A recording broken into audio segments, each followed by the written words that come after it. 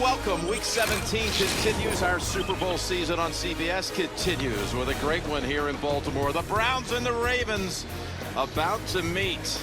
And the Ravens will take the division with a victory over Cleveland today. Let's bring it to the booth here live. Hello, friends. Chip Nance, Tony Romo, Tracy Wolfson. There's so many good stories here. You got the new Browns trying to knock out the old Browns. Of course, the Browns' most bitter rival is the Steelers. But now the Steelers are rooting for the Browns today to help their cause. So it's going to be a fascinating day. Well, they don't want anyone in this division to get in the playoffs. I think if you're Cleveland, you have set the culture and turned it around. You want to finish it off today. It would be 4 in a row. You know your future's in Baker Mayfield. He's playing great, but Baltimore is the real story. To get in the playoffs 2 years in a row, you've got to get it done this year. At home both years, got to do it. Both of these teams have gone 5-1 in their last 6 games. And you talk about Cleveland going for a winning season today after winless a year ago. Well, it's just an incredible turnaround. You got to give John Dorsey, the GM, credit for it. To have Baker Mayfield, these young guys, Chubb, it's outstanding. The culture is built. This today will tell you a lot. They need to come in here, and they need to be physical if they're going to win. And, of course, rookie quarterbacks about to meet Baker Mayfield and Lamar Jackson. We'll have it for you coming up in just a moment on CBS. Baltimore has deferred, and before kick, we defer to the one and only Tracy Wolfson. Thanks a lot, Jim. Today we're going to see two of the most exciting young quarterbacks in Lamar Jackson and Baker Mayfield. Both Heisman Trophy winners, both first-round draft choices, both 5-1 in their last 6 games as they've helped turn their team's season around. Granted, they're different quarterbacks, but still, you talk to their teammates, they both have the it factor. You talk to their coaches, they both bring leadership and confidence. We're going to see that today. Guys, this will be the first of many matchups between these two quarterbacks. I have no doubt about that. Thank you, Tracy. They met back on October 7th in Cleveland, and the Browns beat Baltimore 12-9 in overtime. In that game, Mayfield threw for 342 yards and a touchdown. But it's really a different Ravens team, different Cleveland team, both of them, since that game some 2.5 months ago. Jackson, of course, has taken over here in the back half of the season for the Ravens. The defense is leading virtually every category. We're going to see that Ravens defense on the field here to start, as the kick comes to Peppers about 3 yards out, and he stays on his feet to about the 34-yard line. A nice return by Peppers. Give him 29 on the run back, and let's bring out the rookie out of Oklahoma, who's thrown for 24 touchdowns this season. He actually has a chance to even break the rookie season record of touchdown passes. If he had 3 today, which would be a tall task against this defense, he would break the mark of 26 touchdown passes that belong to Peyton Manning and Russell Wilson. Another big part of this story is Nick Chubb, rookie running back, who's going to get the first handle. He darts to the left, cuts back to the middle, and he's got a quick 6. This Browns offense with the coordinator, Freddie Kitchens, who was your old tight end coach early in your career at Dallas, Tony. They have kicked it up a notch big time since he became the coordinator. Well, they're running the football really well. This Nick Chubb, everyone talks about Mayfield. There's Freddie Kitchens. He's done an outstanding job running downhill, a trick play or two almost every half, and they're getting the ball down the field. Expect some empty formation today and get on the ball and play fast like Baker did in college. I want to see that. 2nd and 4. They go back to Chubb. He's got a great blocker in front of him. Couple of blocks were thrown. Zeitler and DeValve helped create a huge open lane, and it goes for 13. Well, you're going to see pullers, and everyone's going to come back weak side, and Chubb just follows the lead blockers, and I really think this Chubb is outstanding. I mean, really, everyone knows Barkley. Chubb is that next guy, I think, in this class that if you're looking at 2 running backs, it's those 2 that stand out head and shoulders. He's just 9 yards away from 1,000 now after 2 carries for 19. Here's a little trickery already. It's Perriman on the reverse, and he's out of bounds at about the Baltimore 42. Now, this Ravens defense of Don Martindale, the first-year defensive coordinator, #1 total defense, #1 fewest yards allowed per play, #1 scoring defense. Michael Pierce, you see him. He was not in that first matchup against the Browns. He was injured back early October. Yeah, and that's a monster difference because he's the guy, 97, who when they want to stop the run, he's going to sit in the middle there. There's Suggs. And they just present so many issues for teams when they know you're passing. Look at all the people at the line of scrimmage. Quarterbacks have to try and figure out who's coming, who's not, and communicate it. Here's a 2nd and 5. Mayfield looks to the right, shrugs the shoulder, goes down the middle, and he's picked off. Right into the hands of Jimmy Smith.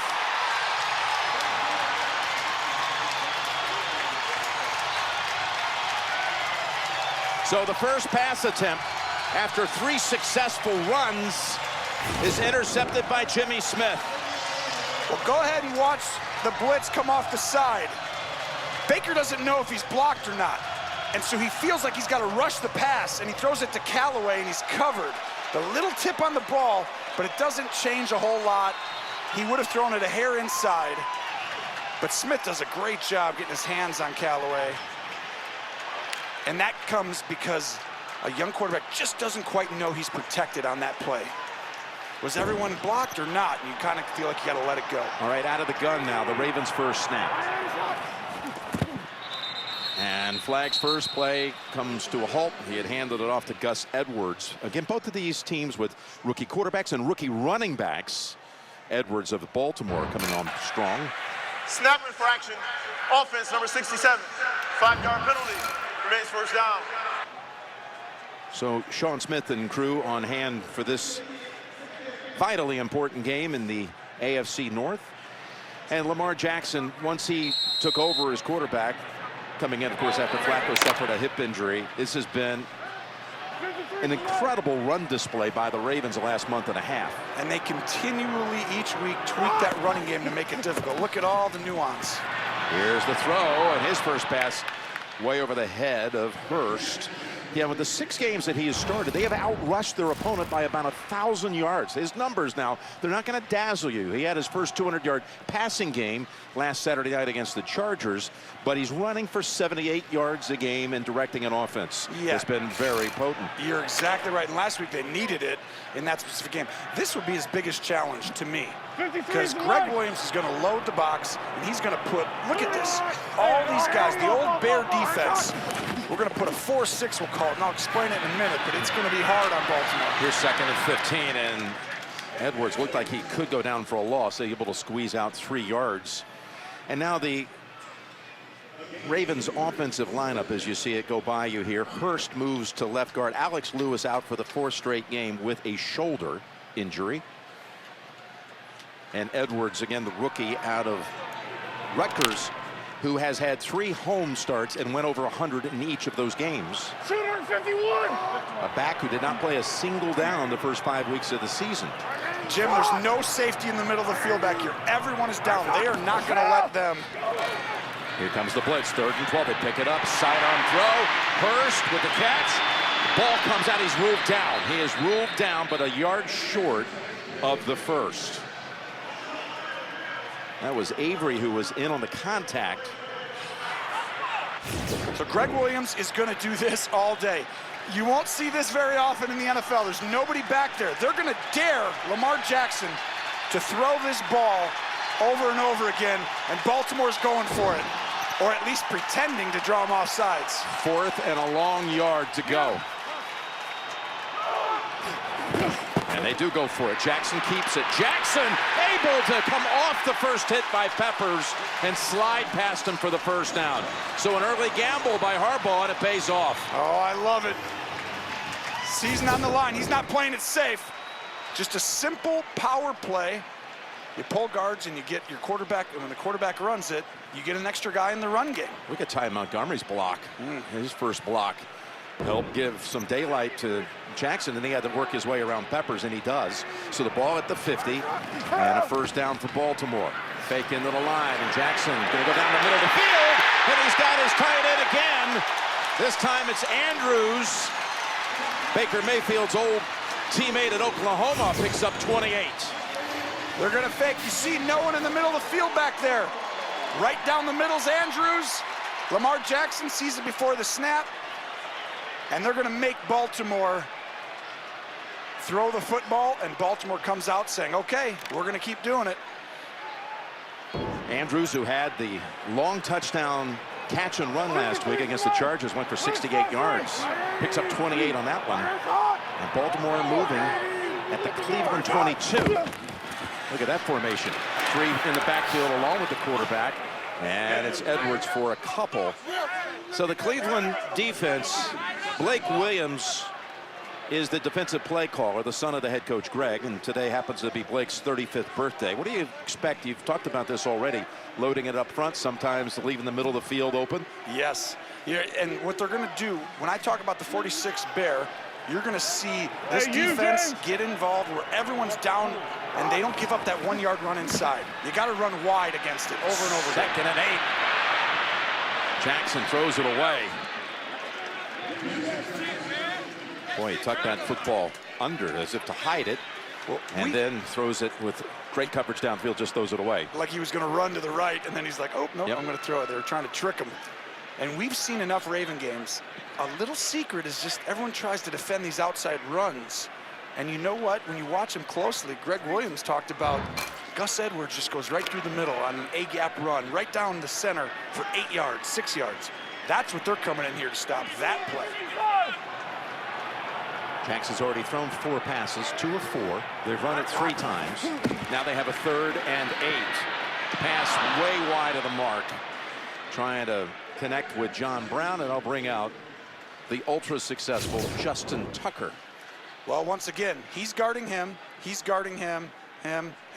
Nobody else. Everyone else blitzes. So you can throw it to anybody on the field, but the ball has to come out right away because they have an extra guy rushing, and you just got to be accurate. And, you know, those are the ones that Lamar's got to get a little better on. Just signal a slant and throw it. Speaking of accurate, the NFL's most accurate kicker all time at 90%, Justin Tucker, from 38 yards.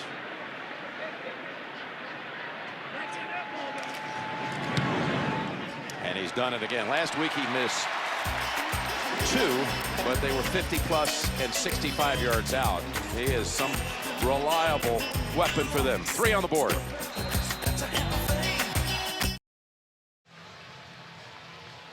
And there's Greg Williams visiting with his team, just surrendering a field goal off the takeaway by the Ravens defense. So 3 for the Ravens on the takeaway points. Tucker about to kick off now for the 2nd time to the Browns.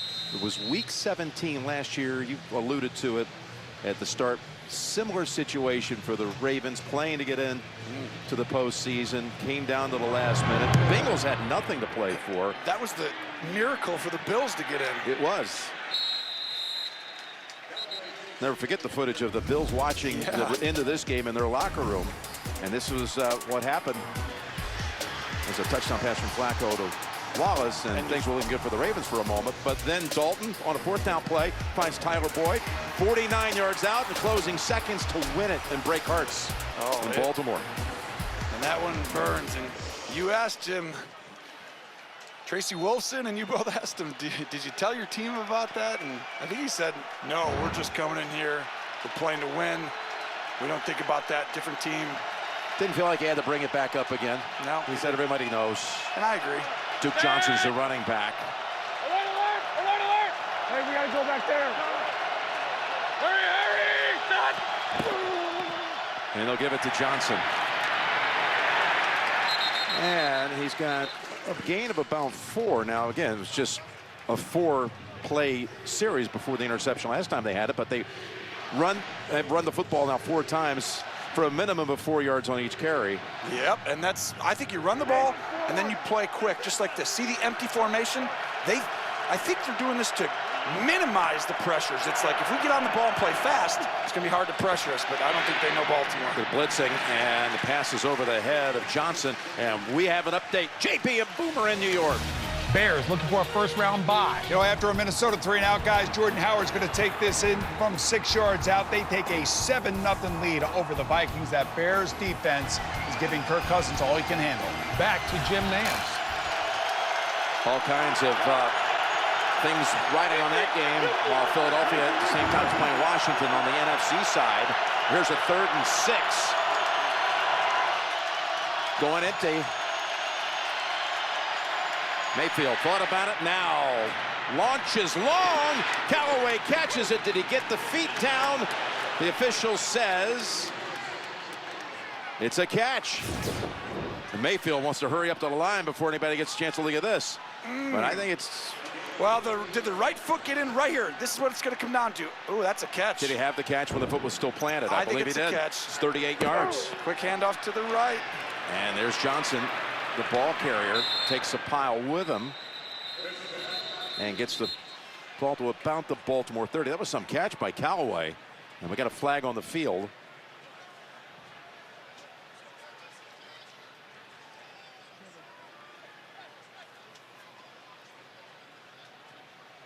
With that footwork by Antonio Callaway, yet another rookie who's contributing at Cleveland. 12 men on the field, defense, 5-yard penalty, replay first down. Here's back to that previous play. What a throw. Over the shoulder, right foot's in. I mean, I think that's in. If you paused it right when the ball's touching his hands, I'd say his right foot was on the ground. So an enviable 1st and 5 situation now as Johnson reverses course and heads to the left. Oh, no one goes with him, so you know it's a zone. No one ran across the field. And again, going empty. Here's Mayfield going to the end zone. He's got a man open. Is caught for the touchdown.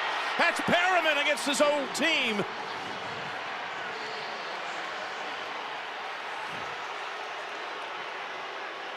This was a play Freddie Kitchens every week. There's 4 guys on that side of the field. So what Baker does, he looks for the one guy that they are not accounting for, and Perriman runs right through the defense. And you see flat-footed right there was Jefferson. He's just standing, and it's a perfect throw timing by Baker. Touchdown pass number 25 of his season, within 1 of tying the all-time rookie record. And how about Perriman as the extra point is good by Greg Joseph. How sweet is that for him? Drafted in the 1st round by Baltimore. They gave up on him. Touchdown last week, another one this week.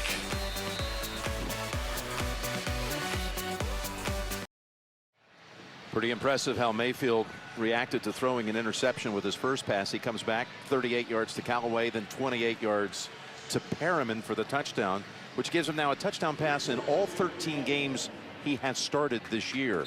You have to understand, that's not, I mean, rookies don't do that.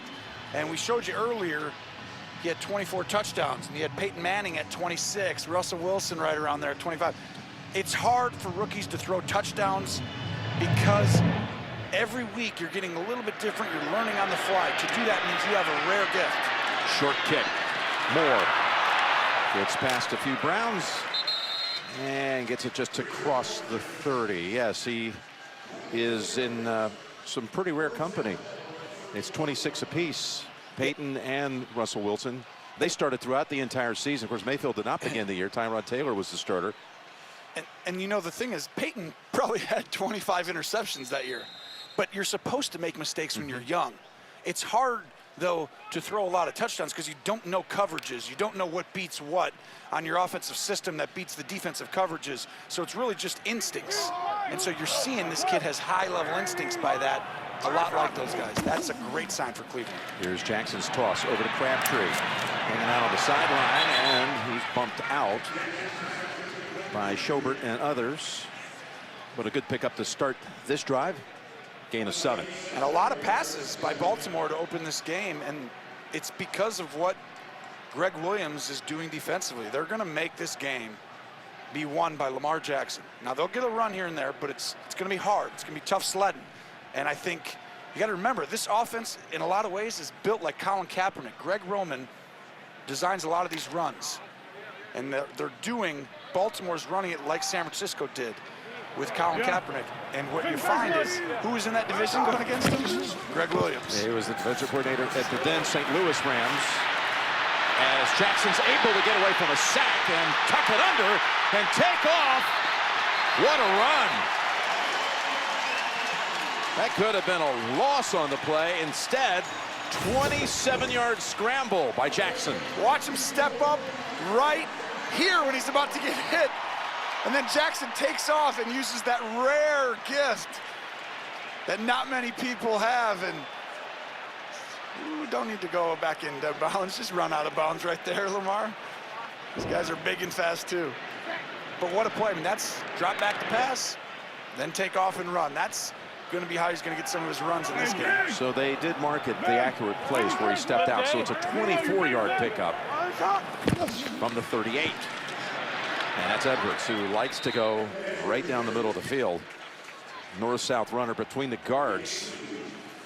So again, the Ravens with a win, wouldn't matter what happened with Pittsburgh. If the Ravens win, they take the division, they would be the 4th seed. And Pittsburgh would be out of the playoffs. Pittsburgh, well, the Steelers need to beat Cincinnati, which most figure they'll find a way to do that today, even without Antonio Brown, by the way, who's inactive. And they'll need Cleveland to help their cause and knock out the Ravens. That would put the Steelers then into the postseason as a division winner in the 4th seed. Here's a 2nd and 8. Pass too low for Willie Snead. So now 3rd and long coming up for Baltimore, which faced a lot of 3rd and 8s last week.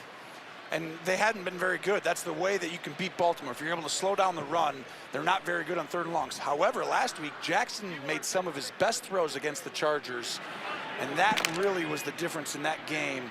Everything else was a really tight, contested game. Both sides, that played a role. We'll see if it continues today right here. Ty Montgomery into the lineup for the Ravens. The former Packer into pass protect. And that pass is dropped, but it brings out a flag. Body Calhoun on the coverage. Snead was the receiver. Prior to the pass, holding, defense number 22. 5-yard penalty, automatic, 1st down. So it was on Peppers trying to defend on Andrews. And he holds him. It's just a clear-out route to throw a slant behind him. And he doesn't need to do that because even if he catches it on 3rd and 8, he's only going to get 4 or 5 yards. Instead, of course, with it, the automatic 1st down and the ball placed at the 31 of Cleveland. Kenny Dixon now, number 30. He's a dangerous runner, flanking the quarterback out of the shotgun. Look at how many guys are down in the box. Just a ton for Cleveland. Running play, met right at the line of scrimmage. Dixon maybe picked up a foot. Schobert plugged the hole for the Browns defense. So you see this right here. It's really hard just to say, hey, we're just going to run the ball right down inside. So everything's going to have to bounce wide. And when you do that, then, if they have an extra guy, which is Cleveland going to try and do that the entire game, you are going to give up throws. But you're going to make it hard on what Baltimore's been doing to everybody else on some of these runs inside. Yeah, everybody's been gashing them. 53's the line. And they're going to try to take that away and say, Lamar Jackson, go ahead, throw and beat us. 2nd and 9. He throws it. That's Andrews with a defender on his back for a gain of about 5. Mitchell was the one holding on to him. And again, a 3rd down situation. 3rd and 4 on the way for Baltimore.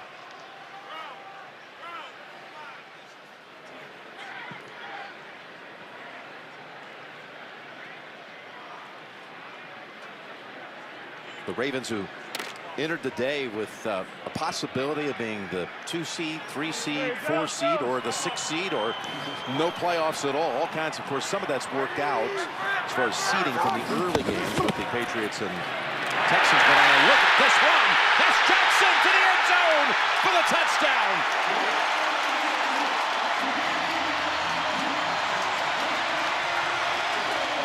Oh, they were able to expose it that time. What a fantastic job by Lamar Jackson. It's a fake, but he's going to keep it up the middle. But here's the best part. He fakes out the guy who's supposed to take the quarterback, which is the safety, Randall, for Cleveland. You got one job, Randall, it's the quarterback, and he went right with the running back. It should have been stopped, but great fake by Lamar Jackson.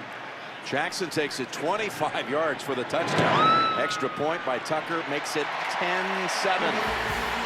Jackson had 2 carries on that drive, 1 for 24, and the TD from 25. 10-7 Ravens.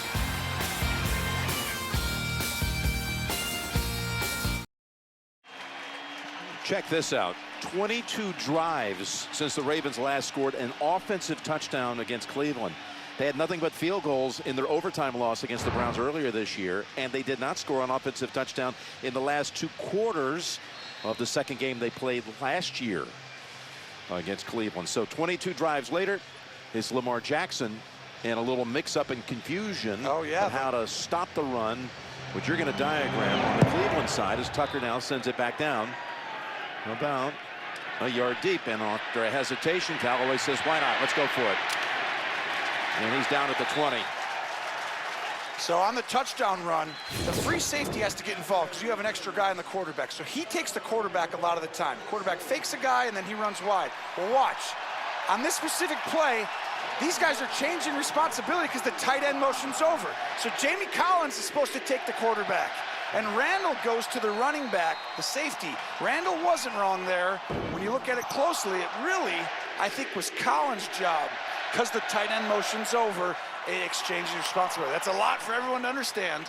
However, that's why it's difficult going against Baltimore. You got to get everybody on the same page and communicating with people in motion. It's not a look that you see every week, much less, once a month, once a year. Yes, exactly. So the run by Chubb is stuffed for a 1-yard loss by Michael Pierce, who we mentioned is up after missing the first game against Cleveland. Tonight on 60 Minutes presents Visit the World's Top Restaurant in Italy, Scotland's iconic whiskey makers, and hear music and stories from Sir Paul McCartney tonight only on 60 Minutes presents. 2nd and 11. Well, we'll see if Baltimore gets gun shy after you throw touchdowns for 40 yards. Do you keep pressuring, or do you like to sit back and just see? On the handoff.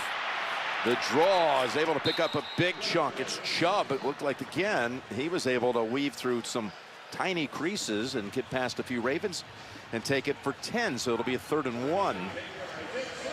Chubb is just, he's got patience, he's got vision, and he's got a violent running style.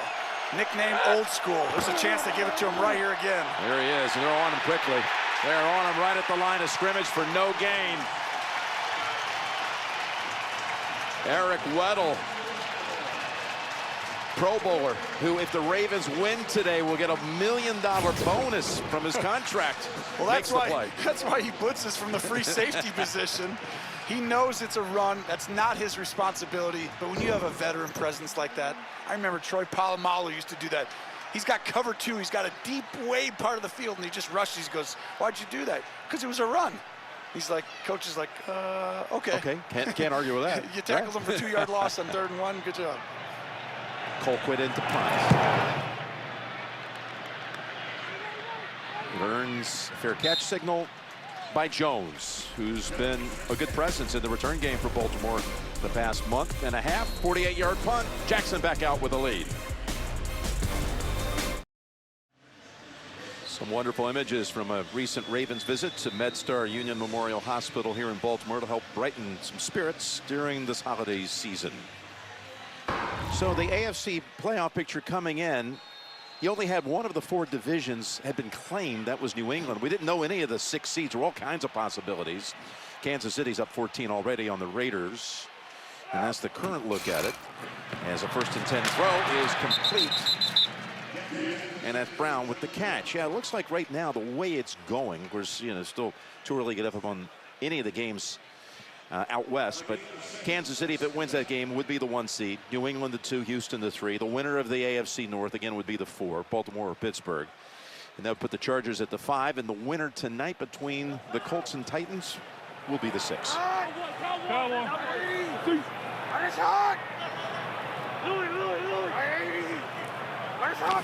Second and 3. That's Dixon. Dixon all the way out to the 45, a gain of 17. Well, this is the run that you had to stop.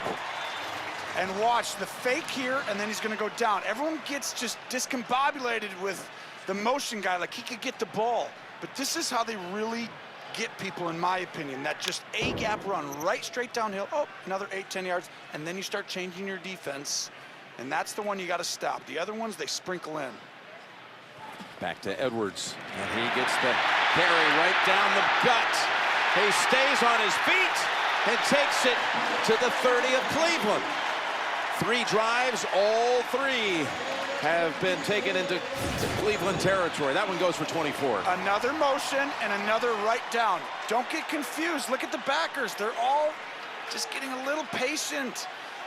Or they get a little bit moving sideways, horizontal. And you just got to go downhill. Take that away right away. That's how Baltimore controls the clock and beats them. That's the third rush for the Ravens that's gone for over 20 yards here in this open quarter, which has a minute to go. Go right back to the same play, basically, with Edwards up the middle for 3. Still no score at Heinz Field between the Bengals and the Steelers. You think that they're looking up and just looking at the score of this game if you're Pittsburgh? You know, you're just like, what's the score? I'm playing my game, but I'm up there looking. Can you imagine the fan base, though? How bizarre it has to be rooting for the Cleveland Browns because your entire season rests on the Browns helping you out here. I've been there before. There's somebody not trying to normally root for. 2nd and 7. Oh, and look at Dixon. He let off another big run. Again, they're able to start up right between the tackles, slide whichever way they need to, and take it for another big gain. Another run straight at you. Baltimore says, we're pounding the rock right at you. Try and stop us. Into the first quarter in Baltimore. Ravens driving.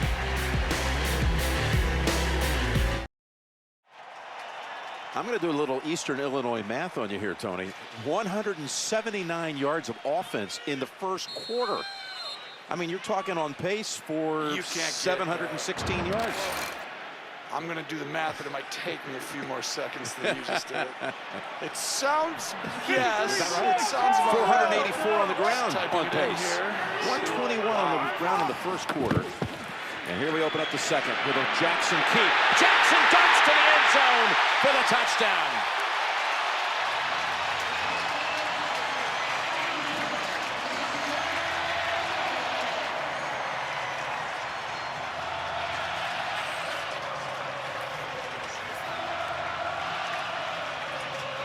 One Heisman winner watching another.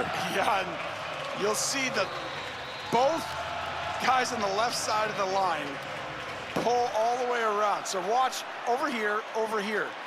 It's going to fake this way, and then you just follow right around. And there's Hurst leading the way. Hurst had a couple of nice blocks on that drive alone. Again, starting today for Alex Lewis. A 77-yard drive, 70 of it on the ground. And we'll be back in Baltimore in 30 seconds after this from Lowe's. I mean, Lamar Jackson, just one play into the second quarter, has 4 carries, 59 yards, and a pair of touchdowns as he sits on the bench alongside Joe Flacco. And this is why no one wants to see this Ravens team in the playoffs. Nobody. The Chargers last week, even playing at home, couldn't move the ball. They control the clock, they run it, and they have an incredible repertoire of things to do out of that run game that look the same. And then they stop the run, and they blitz you better than anybody else. It's just, this is going to be a tough out if they get in. To think they've won 5 of the last 6, their only loss was in overtime at Kansas City. Exactly, at Kansas City. Update time. JP and Boomer, take it away. Pittsburgh needs to help themselves. Well, they're not on this play. Ben Roethlisberger does not see Sean Williams, throws it right down the middle of the field. That was a great interception by Williams. He's going to take it 58 yards for the interception return touchdown. Bengals take the lead 7-0 over the Steelers. Jim, Tony, and Tracy. So the pick 6 with the Bengals striking first in that game. Thank you, fellas. Again, the Ravens, if the Steelers lost this game, it wouldn't matter. They would take the division. The Ravens would win it off the Steelers' loss. Here's Mayfield giving it to Johnson. Nice piece of running for about 8. This is a monster drive, in my opinion, because if you get behind 17-7, you can still run the football, you can still stay balanced, and you can get up on this line of scrimmage. Baker will call it at the line. Now Baltimore has to communicate and be like, okay, and Baker decides who's pressuring or who's not. That's why you get up on the line. And then you got movement by Greg Robinson, the left tackle. False start, offense number 78, 5-yard penalty, Second down. You can see what they're doing, though. They get a good play like they did on first down. He gets him to the line, moves up the tempo, and goes empty. And you can throw 2-3 yard little passes and still move the chains on 2nd and 5, or all of a sudden you throw it 3 yards and he gets 2-3 yards after the catch. Well, if you get behind, you don't score on this drive, and they score and it's 24-7, well, you're not going to continue to run this football. And that is the worst case scenario against this Ravens defense when they can pressure on every play. 2nd and 7. Running to the right with Johnson. This time good for only 1. So it'll be 3rd and 6 coming up. A Cleveland team that 3-1-1 in the division this year. Having swept Cincinnati, which you saw just took the early lead on Pittsburgh. Having beaten the Ravens in overtime. Having tied the Steelers week 1. Losing to the Steelers in the rematch game at Pittsburgh. Back to that same motion they scored the touchdown on. 4 guys on top, 1 on the bottom. Mayfield's going to the right. He's got Callaway. Over the shoulder catch for a first down. Near midfield, goes for 19. He beat Brandon Carr. Well, he's 1-on-1. And so the quarterback, and that's a great release by Callaway. And Carr really just protecting the slant. Make him throw the fade there, and it's just a great throw by Mayfield, and a great read, 1-on-1 over there. Basically goes no huddle here. First down. He's setting up a little toss here to Johnson, who's good out of the backfield. As one defender fly right over the top of him. Urban. And we'll give him 3 for that, advancing the ball to the Baltimore side of the 50. And they get on the ball because it's like, hey, if you're going to pressure, I could see it. And they were hoping for pressure on that last screen play. Didn't get it, though. 2nd and 7. Rushing 5. Mayfield's pass. Had to get rid of it quickly. I love that. I think that was a fantastic play. At home, it's like, oh, he just missed him. He has a guy running scot-free. There's no outlet to throw the ball. You just throw it away, throw it at the feet. It doesn't look great, but it's a great. Your coach right there, Freddie Kitchens, is going to be like, well done. That kept us in a manageable 3rd and 7 situation that we can get a first down. Don't take the sack. Chubb is back into the game. Perriman, who caught the touchdown of the first quarter, also in for this snap. Both Chubb and Duke Johnson on the field. For 3rd and 7. From the pocket, Mayfield's pass, a little out of reach for Landry. Young covering. And the Browns send out Colquitt. Just a little high and behind him. And you can see Landry had come open on the side, but really Baker didn't have a spot in the pocket to finish his throw. He got pushed, a little push from the inside. Colquitt, who was the punter for the Broncos when they won Super Bowl 50 3 years ago. The ball bounces at the 9 and behind the back. Oh, the Browns player was straddling the line. He was on the line.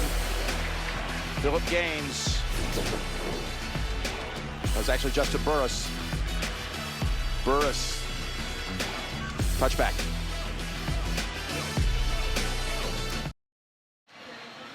The Ravens have had 3 drives and 3 scores. And here they'll go from the 20.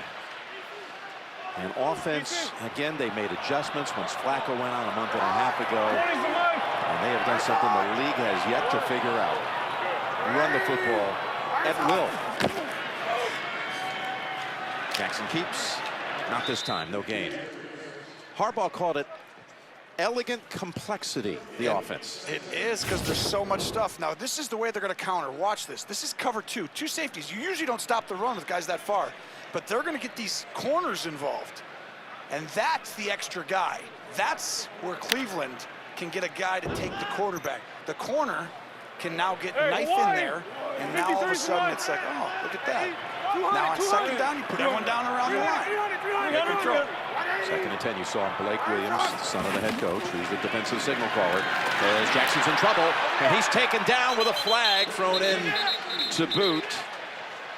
Back at the 12-yard line. Coley with the hit on Jackson. 1st Personal foul, roughing the passer, defense number 65. 15-yard penalty, automatic first down. Ogunjobi's going to be hit with the big penalty as he kind of reaches in the upper part of the face guard. And it looks like a penalty, but it's too bad for him because he pushed the pocket and really did a fantastic job until the end. It's hard when you're fighting the guy right in front of you. It was going to be a sack over there. It was going to be a sack whether you hit him in the helmet or not, and it was going to be back at about the 12-yard line. Instead, Ravens out to the 35, new set of downs. Dixon, the running back. Dixon, what a jump cut that is. A second one, too, to the past shoulder. Look at Dixon take off into the secondary and finally tripped up at about the 27. Max Williams with a great block that leads to 37 yards by Dixon. Look at the pulling. I mean, there's just so many guys pulling and misdirection everywhere for Baltimore. It's really hard to find, they call it the gap. If you run right next to the center, it's the one gap. Well, guys have gaps a lot of the time. That was some block. Whew. Oh, you're not kidding. Max Williams. And then finally, if it wasn't for the last moment, Randall being able to get a hand on him, that would have gone the distance. It's just hard because these gaps keep changing when everyone pulls, you know? Look at, how many guys pulled there? Well, they pull out a flag. False start. I see what you did. Offense number 77. 5-yard penalty. Remains first down. Up to 166 yards rushing. Oh, gosh. Still 10.5 to go in the second quarter. We got an update. Back to New York. Chiefs want home field. Yeah, they want that #1 seed, JB. Here comes Damian Williams right up the middle, 4-yard TD run. Kansas City extends their lead now 21-0 over the Raiders. Back to Jim Nance. Yeah, thank you, guys. You see what they did with Damian Williams this week. They gave him a new 2-year contract as he's stepped up big time. Taking over for the position that Kareem Hunt used to man. Here's a 1st and 15. Complete to Moore.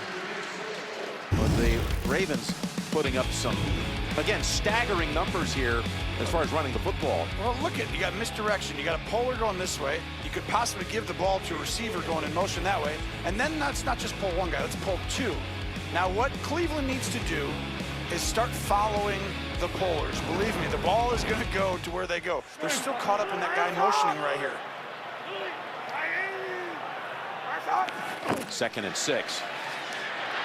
That's Jackson. Blocker in front.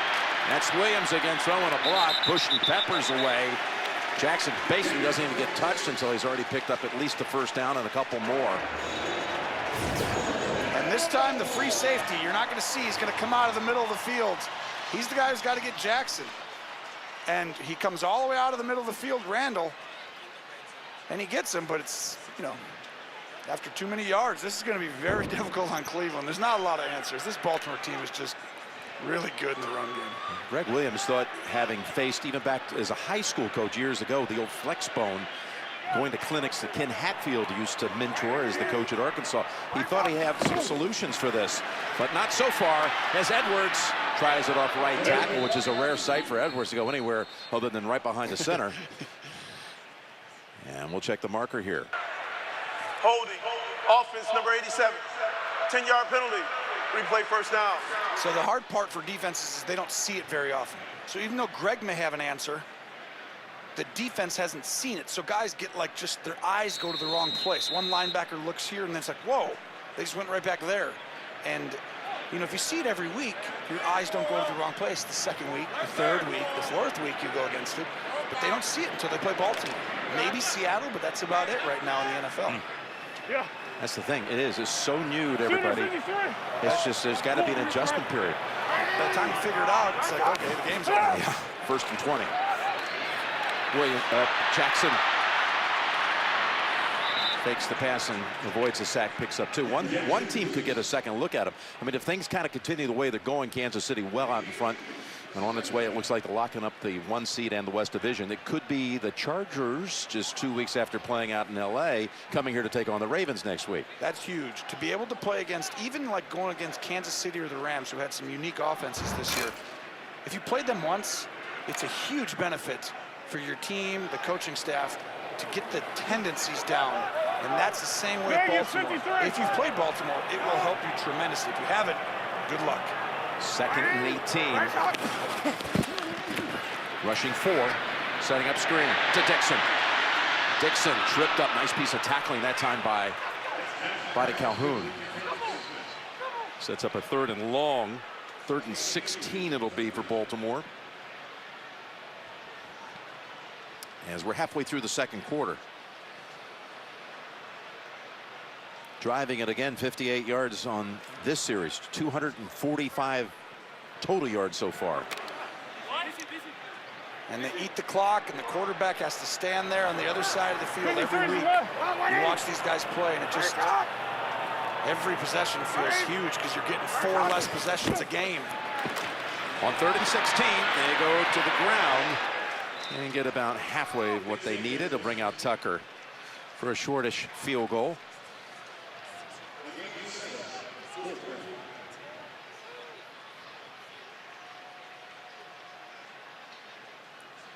Tucker this season has already become the first kicker in league history to make at least 30 field goals in 6 consecutive years. He's made 32 on the year. He's already been good today from 38. This is just 35.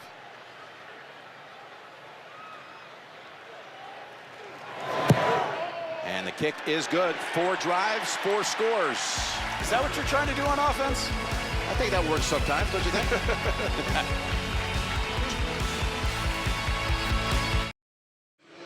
Ravens up 20-7 with 6:11 to go in the 2nd quarter. Jim Nance, Tony Romo, Tracy Wolfson, and all the crew. You know, week 17, getting ready for a fun January and a game in February to boot. February 3rd in Atlanta. And Super Bowl 53. Ravens trying to get into the tournament for the first time since 2014 and win the division since, well, the first time since 2012, the year they went on to win the Super Bowl down in New Orleans in the Harbaugh Bowl. Callaway to run it out. Tripped up and tumbles. 21. Flag down. Chris Board of the Ravens feels that this is going against Cleveland, as it usually does in the return game. The returning team about to be set back about half the distance.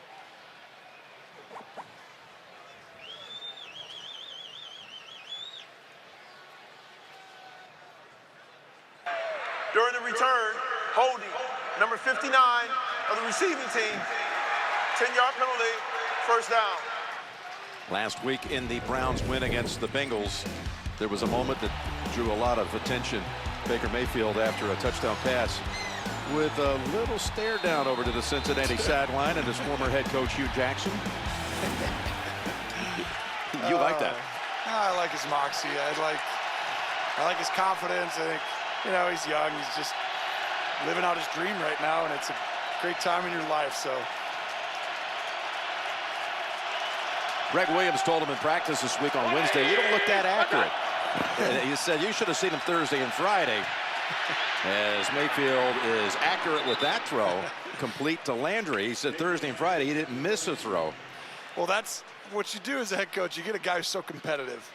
And Coach Parcells, I used to have the same deal. He'd always be like, you're not getting many, what is it, when you go to a carnival and you get, for your girlfriend, he's like, you're not getting many stuffed animals for your girlfriend, are you?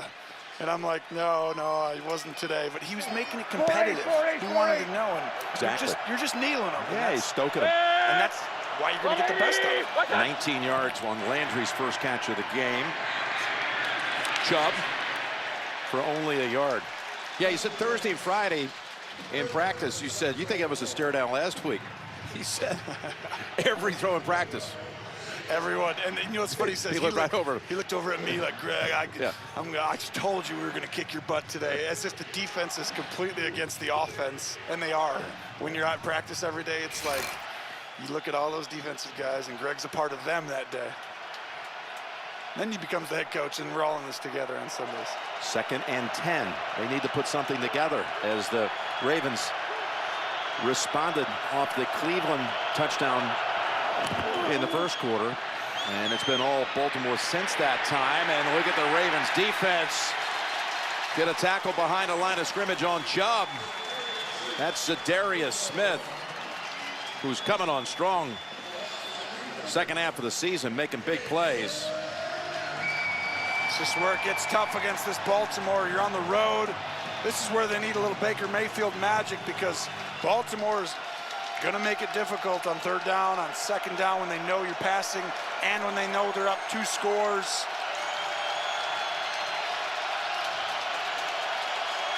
Got to block him up with the tight end and the running back. If you don't chip with this guy and block him, it's going to be hard. 3rd and 11. Good protection, tough throw, and it is intercepted. Oh, no, ruled incomplete. Jimmy Smith almost had his second pick, should have had it. It was deflected by Tavon Young up in the air, and Jimmy Smith saying, challenge it, I made the catch. You see Young right there, get it up. Smith, does he come down? Yes, still good, still good, still good. That's got to be a pick. That's going to be a pick. That's an interception. Rolling on the field, the ball was intercepted by Baltimore. First down. Oh, they ruled on the field it's intercepted. Well, they definitely did some changing of the mind. I love when the refs look up at the video board. We're not looking up, let's just talk together. But John, we'll look up at that video board. Don't let anybody know. Tell me real quick what happened. Okay, yep, it was an interception. Don't let anybody see you looking up there. We're not supposed to do that. He was right, he did. He had it.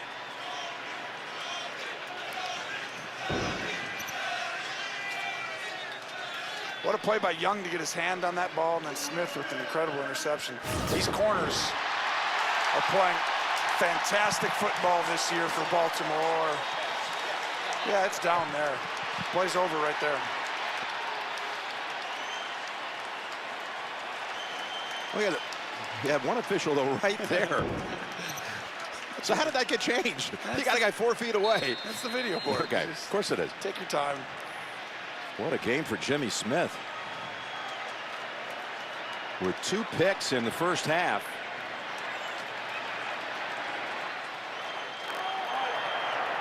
And now the Ravens with a short field from the 40 of Cleveland. Faking to the line, looking up top. Able to find Crabtree.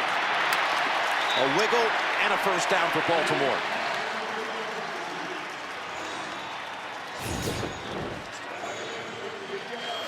Just a good job moving around Lamar, and then the calmness to find Crabtree, and he does the rest. Jimmy Smith, who did not have an interception on the season, has 2 in the first 2 quarters. And you know, you come in waves. That was the one area that's like they needed to get going. They're doing everything else great. And down the middle. That's Snead bouncing off a hit. Snead slashing at the 5 and down to the 2.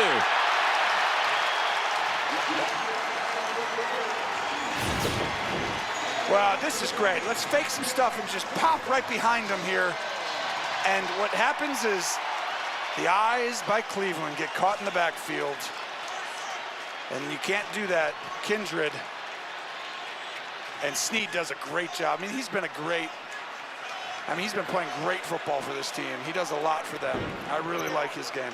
That was another long gain for Baltimore. Snead for 25 yards, 7 plays for at least 20 already in the game. First and goal. Handed off to Max Williams. The tight end lined up as a fullback, and after a couple of stellar blocks he's had in this first half, he deserved to get his hands on the football once. Yes. Give him a chance to score, but he stopped at the line. Cleveland should have taken a timeout here, and I think Baltimore should let this go all the way to 2 minutes. You had 2:35 basically.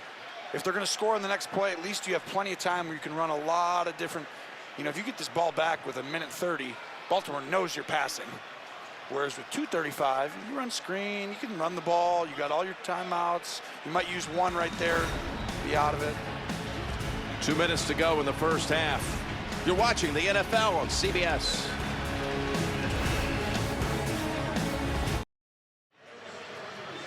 Two minutes to go in the first half. The Ravens have scored 17 unanswered after Cleveland led briefly, and in fact they are just a couple of yards away from adding to the lead. With a 2nd and goal coming up, and how about the Bengals up 10-0 coming out of the 2-minute warning at Heinz Field. Didn't see that one coming. No. Where's the year ago, the Bengals knew how to play the spoiler role right here. That's exactly right. From the 2. Out of the gun, keeping it. Jackson! And they say he did not get there. It would have been his 3rd rushing touchdown. Well, once again, look at the eyes. Someone's covering him. You got to go and stay. It just, oh, does he get in though? No, I don't think he did. Yeah, I think he's short. Good call. Hogan Joby making sure of that, coming in from the side. Timeout called by Cleveland to stop the clock at 1:53. That's what you were looking for on the north side of 2 minutes. Yeah, and it's okay doing it here. It doesn't kill you. It's just, you know, if this was a game where it's 7-7 or 10-7, I'm okay going down to the 2 minute because you're comfortable, you know, with this game kind of going to half if you give up a field goal. When you're down 20-7, you need as many possessions as possible, as many, you know, opportunities with the ball as possible, really throughout the whole game from that point on. 3rd and goal, a foot away. Over the top, ball came out, but he had already crossed the plane. It's going to be a touchdown. Peppers can just come on back. Jackson, who has had issues holding on to the football, but he's going to be saved by the fact here, all he had to do was break the plane, which he did right there. Oh, whoa. Did he? I'm not sure. He did pull it back in rather quickly. Oh, my goodness. Wow, and the whistle, though, stopped any run back just to play out the play. Oh, this is going to be very close, Jim. This is 100% getting reviewed, right? That right there. Where? Is it? Well, hold on, keep this pause. Go back to that. Let's see if we can keep that paused again right there at that moment. Let's see here. You see down the line there, though. Nope. Well, that's a good view if you didn't care about the line. There we go. Watch this. I'm going to pause this right now. Now look it. Wow, that is close. Right? I mean, to me, that's just not quite there, is it? Well, hey, well, maybe he went another inch after we froze it. We'll take a look.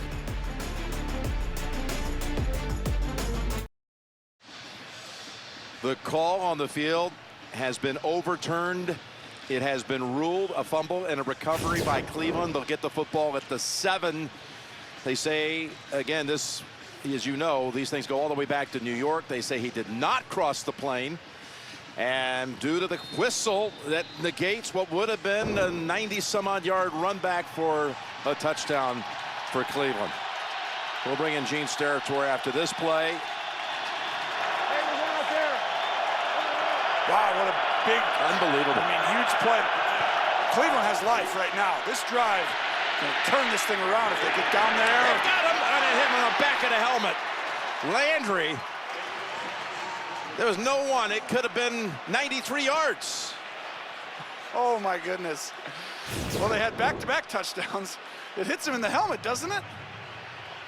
Oh, my goodness. It hits him right in the face mask.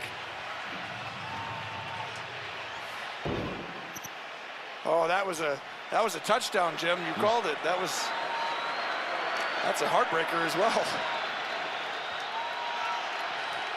Cleveland fans already saying, well, why the quick whistle? Why don't you just let a play itself out? Here's a 2nd and 10. Mayfield in trouble, able to launch it incomplete. Now I want to bring Gene Steratore real quickly in from New York on that goal line play, Gene. Go ahead, what'd you see? It is a fair question. It is a fair question from the Cleveland fans, because once that whistle is blown, the only thing we can do at that point is give Cleveland the football to spot a recovery. Without a whistle, we've got a 99-yard fumble return for a touchdown. Thank you, Gene. 3rd and 10 coming up. Still a minute and 39 to go in the first half. Trying to do something off of what was the 11th fumble of the year by Jackson. Mayfield in the direction of Callaway, and now the Browns, who didn't take any time with it right there, will have to punt out of the end zone. Well, Eric Weddle plays the middle of the field, but he's a safety. He doesn't blitz very much, so you don't account for him. But you can't block him. This should be a slant versus a hot route. Otherwise, this ball has to come out. when he blitzes, the ball has to leave your hand as a quarterback right away. Baker does a good job getting rid of it. Baltimore wins schematically there. Watch out for Jones, the returner. He's dangerous. He's already had a 70-yard run back, but he's going fair catch. And the Ravens are set up at the 46. After a 39-yard punt, back in 30 after this from Farmers Insurance. Is such a strange sequence that just unfolded. It could have been 27-7, but it really could be 20-14. With two of those plays. It's a dump off pass across the middle to Montgomery for about 9. Yeah, you had a run back that was negated because of a whistle. And then the drop by Landry, his face mask, which should have gone. Timeout called by Baltimore. The Verizon halftime report coming up with all the latest scores and highlights, playoff scenarios. JB, Phil, Nate Boomer, Coach Cowher with the Verizon halftime report. I would have been super nervous as a Baltimore fan being like, we had an inch for a touchdown to almost put this thing, and it's not put it away because Baker can bring him back, but your percentages are obviously off the charts. And then all of a sudden, as a Browns fan, you're like, why are we blowing the whistle? Just, you can slow play touchdowns. We can go look at those for 10 minutes. What's the big hurry? There isn't any. Each team feels like a whole sequence. 2nd and 1. And they go right back to Edwards. Plows ahead for a first down near the 35.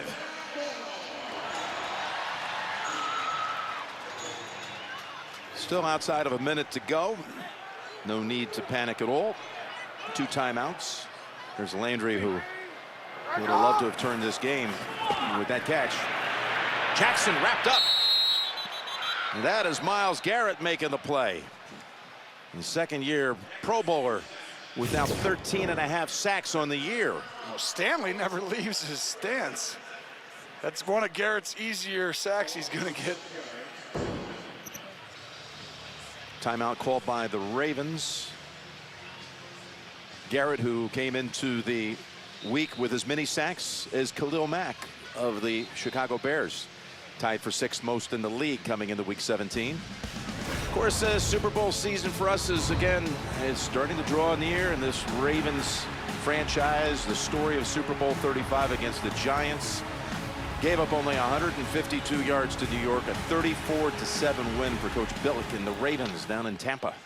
And we'll be in Atlanta 5 weeks' time. Over the top they go, and unable to make the catch is Montgomery. Boy, that was a nice little touch pass that's just dropping, and Montgomery just needs to slow his body there. He just wanted to catch it and go score a touchdown. And yes, Jackson could have thrown it further, and he knows it. But I think he could have came back and caught that one. We just saw that video of the 2000 Super Bowl champions. This team's an awful lot like that one, Tony. Well, they're dominant on defense, #1. And I'll tell you, that 2000 team is rare, okay? We're not going to put anybody up there yet. But there's the blitz. And well defended that time by Terrence Mitchell, denying John Brown. But I do think that there's rare cases in the NFL where teams come up with a new scheme or something that's a little different that gives a lot of people trouble. Seattle, everyone thought just played cover 3.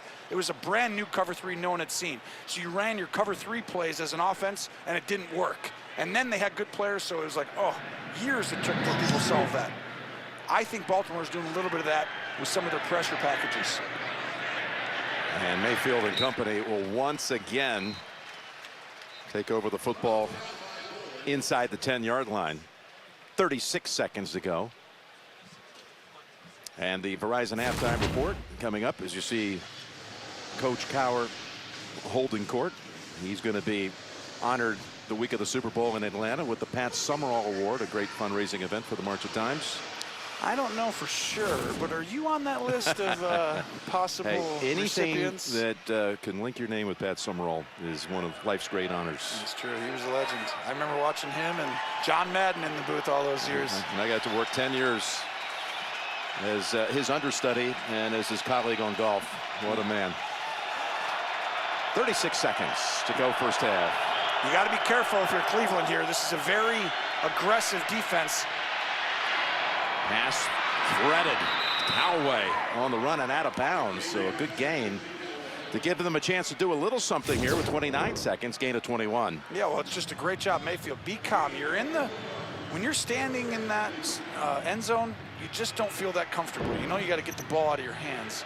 But great job by him having a little patience, waiting for the corner route that flattens the sideline to come open. And now you can get a little more aggressive here.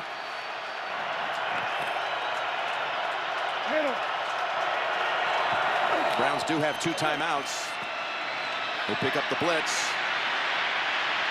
This is where he's so dangerous, improvising, and the pass is wide and incomplete. Thrown to Johnson with Levine on the coverage. The play took 8 seconds. Mayfield 7 out of 16 for 126 yards, a touchdown, and 2 picks. And there was nobody open until the very end. And he scanned the whole field, went through every receiver and nothing, and then he tries to create. John Harbaugh telling us that Mayfield's best traits in college have transferred over to the NFL. You don't always see that. Very true. High praise he had for the Browns rookie quarterback. 2nd and 10. From the pocket. Twice he thought about loading it up. Now in trouble. Goes down the middle. He's got his man. What a play. They've got the 2 timeouts. They should take one quickly. They do at 8 seconds. That was Higgins with the catch. Oh, my goodness. Where do you see this play? And this is a great job by Higgins coming in the middle. But Baker wanted to throw this ball 8 times. Watch him just in this pocket. He's like, okay, little pressure. Throw it. Nope. Throw it. Nope. Throw it. Nope. I got to move. Yeah. And now I'm like, okay, throw it. Nope. Okay, I have to. This is why Harbaugh called him like a greased pig in the pocket. Remember that? But he compared him, in fact, both Harbaugh and Greg Williams compared him to Fran Tarkington, because you hear so much about Drew Brees being the guy that, because of his stature, around 6'1", 6 foot. But it's really more, if you know from back in those days, Tarkington could create plays. It's very similar. And both the coaches pointed that out. He's looking at his hand. He hit the helmet on the throw. And they're going to try one more play. Again, they have 1 timeout to work with. 8 seconds. From here, it'd be about a 51-yard kick. And you can throw the ball in bounds. You can throw it there. The hard part is if he starts scrambling. He's got to have an internal clock to throw it out of bounds if you scramble. Flag at the line of scrimmage. And that was intended for Perriman. I'll tell you, if it's against Cleveland, which it probably is pre-snap, now that makes it a really long field goal try for Joseph.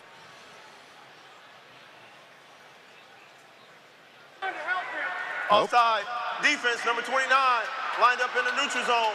5-yard penalty, remains first down. So make that a better try for Joseph. The ball gets spotted at 28, so 46 yards it'll be. Joseph, who kicked the 37-yard game winner in overtime back in October against the Ravens. He got signed after Zane Gonzalez was cut early in the season. He's 16 out of 18 on the year. 46-yard kick to close the half. Make it a 10-point game.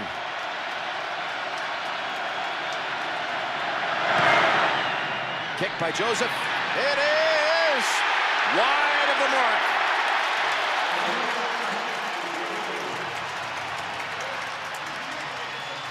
Mayfield did a great job getting them in range. Boy, they needed that 3 points too, and just, I thought that thing was gonna go in that side. And just out wide, but we got ourselves a game. Cleveland's in it. Baltimore leads it 27 at the intermission. Halftime next, after these first half highlights from Verizon and a word from your local station. Well, the stats here are one-sided, as you would expect. 19 minutes to 11 time of possession, and the Ravens piling up 179 yards rushing the football. But unless the Browns figure out a way here how to stop the running game, they're not going to be able to work their way back into this contest. No, this game is over if they're not going to slow the run down, because they're going to get 3 possessions if it continues, maybe 4, and you just can't let them run this A-gap dive where they just come right at you, and you're just kind of like, which way am I go? Oh, they're right at us, 6-8 yards. And then all of a sudden it's outside and pop for 30. because then everyone gets caught looking in the wrong spots. I really believe if I'm Cleveland, I'm going cover 0, and we're coming after you, right? And I'm not letting this, you are not running the ball in between the tackles. You're going to take everything wide, and I'll play my guys one-on-one on the edge with Lamar, and he'll make a miss once, but we'll tackle him as well and get off the field at different times. Well, Baltimore deferred at the top, so Joseph, who missed that 46-yard attempt to close out the first half, will send it down the way. Chris Moore is the returner, and he's backpedaling and will not entertain any idea of running that one out. Let's get the halftime report from Tracy. Well, Jim, as you guys mentioned, Greg Williams feels like they could be right in this game except for that goal line play. He was extremely frustrated. He said he felt as though this has happened to them several times this year. He said he can't say what he wants to say because he doesn't want to be fined. As for adjustments, though, defensively, it starts at the point of attack. Tackling, that will be the key. Offensively, he said expect them to go faster and more chunk plays from Baker. Jim? They're going to need that. Thank you, Tracy. As you saw another replay of the goal line fumble. Here's a handoff. No, it's a keep. And he's dragged down after 3. The sequence of events that negated the chance for Peppers to run it all the way back for a score is the side judge raised his hand signaling touchdown. Basically, at that point, that then draws a whistle from another member of the crew, and it's the play is over. You know, like you said in the first half, what's the big hurry to rule touchdown? You know, before you can let this thing just go ahead and play out just in case a scenario like what we saw. Which would make this dramatically different from a score perspective, obviously, but. 2nd and 8. And Jackson plants the feet and fires it for the first down. Andrews has the catch at the 36, gain of 8. You know what's interesting is this, sometimes in high school football, you know, growing up in Wisconsin, everybody ran these type of, you know, running plays in this, you know, type of offense. And what you found is everybody ran a 5-2 defense. So you saw 5 D linemen, but no one runs 5 D linemen in the NFL because teams throw the ball now, right? And so I'm sitting here, I'm like, when is someone just going to come in and say, we're going to run 5 D linemen, so we got 5 guys right up here, and we're going to go ahead and... False start, offense number 79, 5-yard penalty, remains first down. And it's almost like, well, if they're going to go bring in high school and college stuff, well, let's go do that on defense. Yeah, let's bring the old These high schools have been going against it for years. Yeah. out for this too. And so you don't see, I mean, everyone's still got 4 D linemen, or they put 3 in there, and I'm like, at some point you're going to see 5 D linemen, and then when they start doing that, you're going to have to throw the football.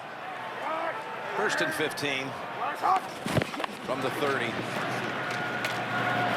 Edwards stacked up. He's only been tackled 1 time this year, Edwards, for a loss. 1 time out of 132 carries. That percentage of tackles for a loss is the best by any running back in the league by a mile. As he's going to come out of the game right now. He's been contained by what recent standards have been for him. 7 carries for 37, 5 yards a clip again. And we went into the game thinking this was going to be a little bit tougher for him, but some of the other big runs have really been. Here's Peppers coming in on Jackson, who has to throw it away over the head of Montgomery. Peppers a fraction away from being able to get to him. Well, watch the outside part right over here. We're going to see 2 guys rush, and Peppers does a great job not allowing Dixon to square him up and block him, and he runs around the edge. And Jackson feels that pressure and has to get it out.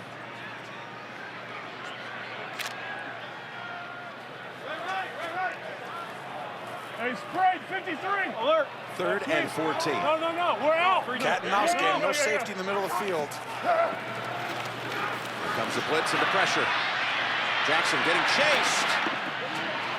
And it's caught out of bounds by Mitchell.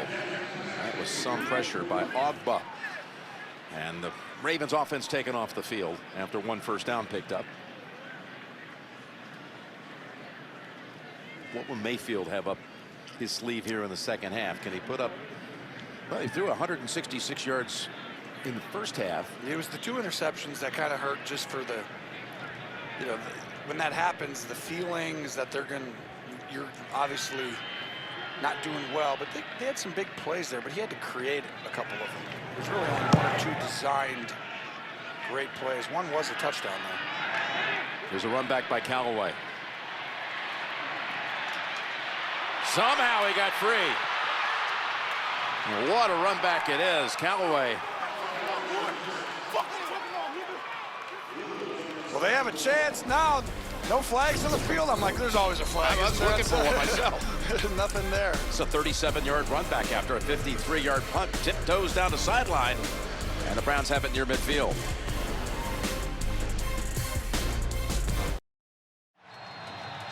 We're back with the Browns. First handle of the second half. And here comes the empty formation. No running back in the backfield. In motion him, see who's coming. To Mayfield. Grab it and throw it. He's got Landry for the touchdown. One play and a strike. And Mayfield ties the rookie touchdown pass record. This is, yeah, I'm telling you, Freddie Kitchens, did you see the quarterback just fake pump it? So he's going to motion him. He's going to fake the ball to him and just a straight streak. But look at the eyes in the eyes. This is really what you should watch. And watch the little bobble he has. It's like he throws it, tosses it to himself. And that right there is what Baltimore kind of bid on. Almost what Baltimore does to you with all that misdirection stuff. Freddie Kitchens designs an incredible play. And then Baker Mayfield magic right up the seam. Well, that didn't take long. 48 yards. You're not saying the bobble was intentional, are you? It was intentional. It was intentional. It's a fake. It's Look like at this. faking it to him. Yeah, it's brilliant.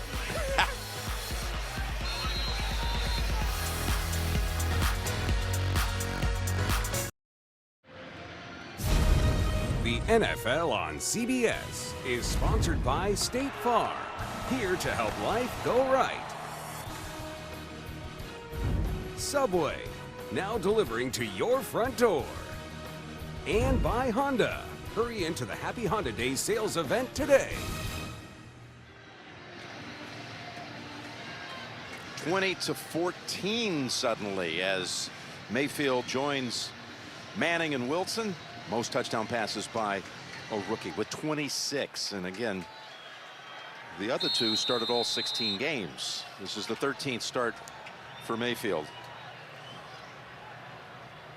Love to see a young quarterback throw an interception, come back, throw touchdowns. That stuff not go your way, come back. He does it all the time. Well, how about some of the older quarterbacks as we look at the early headlines, namely Tom Brady. I still think you got to go through that team. Yep. I don't care what anyone says. They don't look as good. You're going through New England. Houston takes the AFC South, holding the Jags to just a field goal today. Watson with a big game, especially on the ground.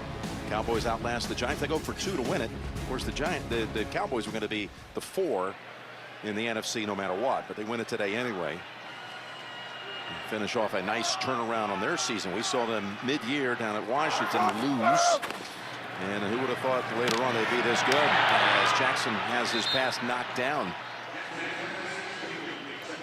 Ogba again making a play. Yeah, he did. Talked about Dallas and that incredible finish to the season, and there's the AFC. Yeah, Kansas City's well on its way, up 28-3 in the third to winning the West and the 1 seed, which would then line up New England at the 2, Houston at the 3, and again the AFC South winner at the 4. Baltimore leading by 6 here. Again, the Steelers have been kept out of the end zone. They must win. Pittsburgh must win and hope for a Cleveland victory. It's Montgomery.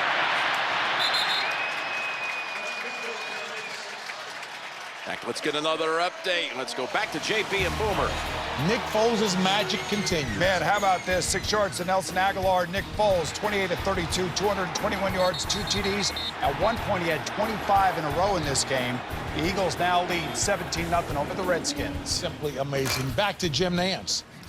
Nick Foles this time of year. And again, they get in with a win and a Minnesota loss.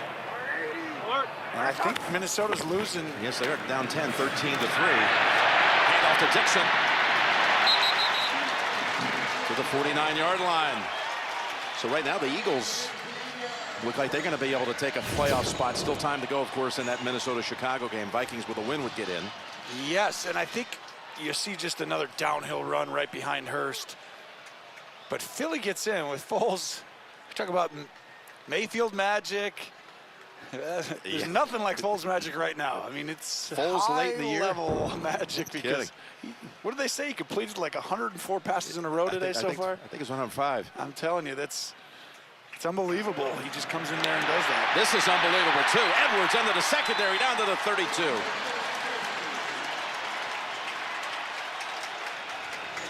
It's just the same motion across. We've said it all game, and then he's just going to run right down the middle. This guy runs a straight line, Tony, about as good as anybody ever see. He does a great job. He's a straight downhill runner, and he has a great little wiggle to go into either gap. He can go on either side of the center. But let's give credit to this offensive line. They're moving the middle of that line and creating those holes. I mean, this is an impressive front that Baltimore has.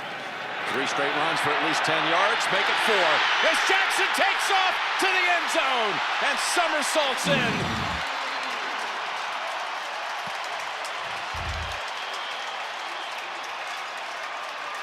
We got a flag back at the line of scrimmage. Offense, number 87.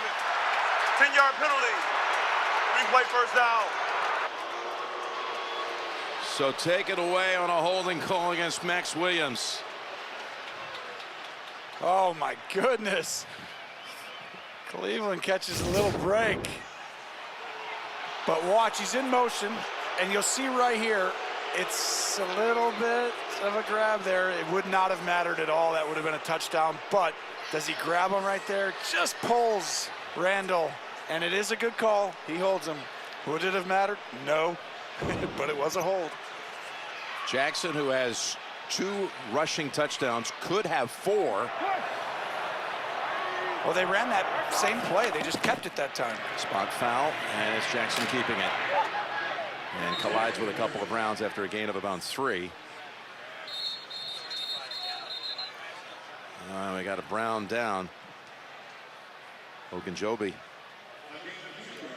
big collision with his teammate, I believe. And we'll step aside. Injury timeout.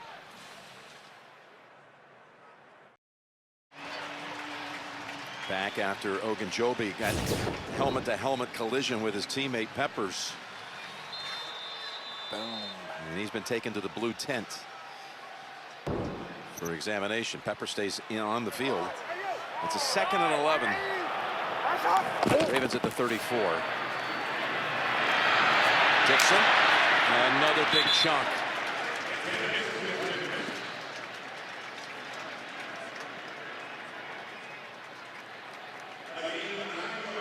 Dixon now goes over 100 with that carry on just 7 attempts.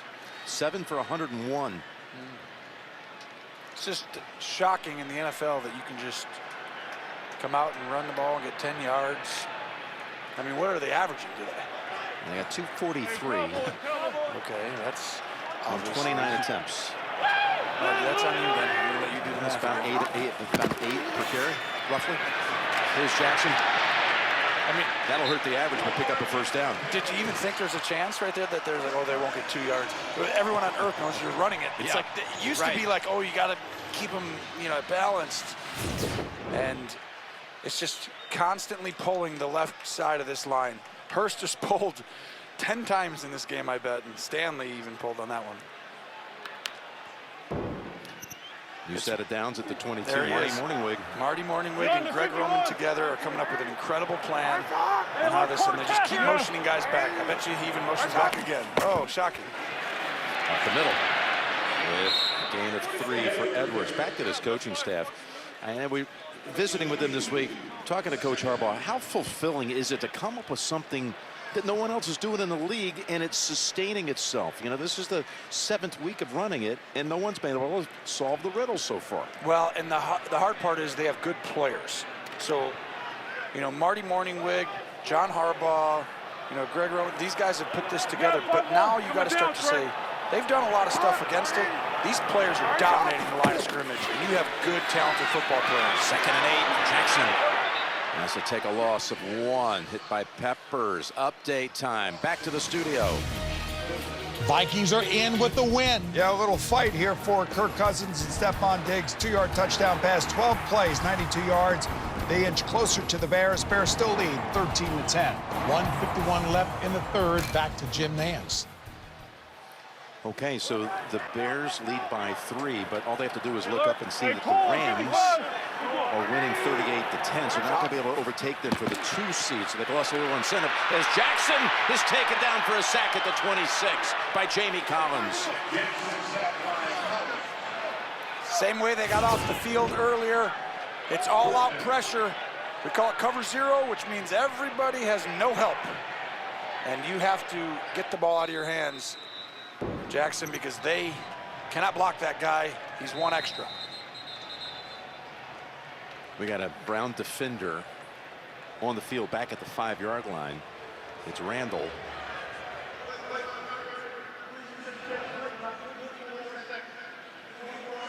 Which will bring things to a stop before Tucker's 44-yard attempt.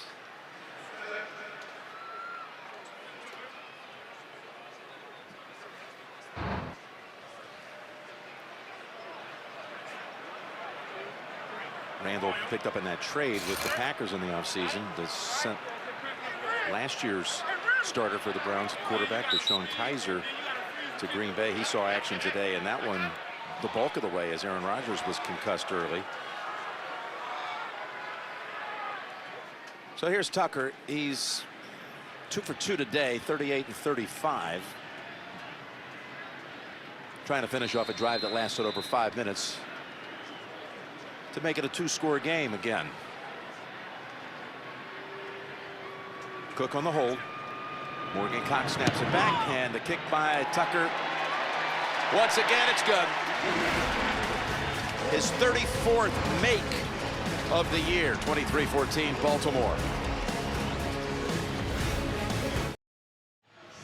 Back in Charm City and the magnificent harbor area. Such a fun place to gather, and right here in the heart of downtown, this stadium that's one of the most raucous sights in the entire league, trying to get the Ravens home and back into the postseason, where they were pretty much regulars at the start of John Harbaugh's career, and again trying to get back in for the first time since 14. Here's Callaway. He's had a big punt return in this game, in this half, and now the kick return out to the 35. And Tucker kind of helped mix that one up. We've got an update. JB, all yours. Pittsburgh helping themselves. Well, they finally wake up here in the second half. This is Ben Roethlisberger, wide receiver screen. Juju Smith-Schuster, 11 yards. Score tied now at 10-10. Ben goes over 5,000 yards passing, 7th quarterback to do that in NFL history. Late in the 3rd, Jim Nance. You just knew. You just knew this wasn't just going to go away and be an easy day. And the Steelers fans and faithful keeping an eye on that one and this one. It looked like the Ravens are up 20-7 about to score, and Pittsburgh was down 10-0. It's going to be an easy day. How fast it changed. Now, there is one other scenario, which I hate to bring up, but if the Ravens and the Steelers both win, the Steelers could still get in tonight one way. A tie between the Titans and the Colts. All right, there have been 2 ties in the league this year. 2 out of 216 games. A little less than 0.04% chance if you take the odds of the season. But that would still give them some chance. You mean you're telling me we haven't? So you're telling me there's a chance. Yes. Okay. What was all that 1 in a million talk, Jim? 2nd and 14. And that's over to Fells with Jefferson right on him. And Njoku, their tight end, who's had some big games this year. Well, he has not been targeted. That's Fells, who's one of the backups. Listen to this place. They feel it right now. They know this season's getting close. This drive is... Yep. You know, they just gave up a touchdown coming out the second half, and now Baker, you got to do something special again, because they're going to see a lot of guys on that line of scrimmage. Pick out who's coming, signal, tell them, or have a great play. 3rd and 11. They bring 5. Cleveland goes deep, and Callaway was the target, but Smith, who's had a monster game, was right with them. And they'll take the Browns offense off the field. I do love Cleveland motioning, getting into weird sets.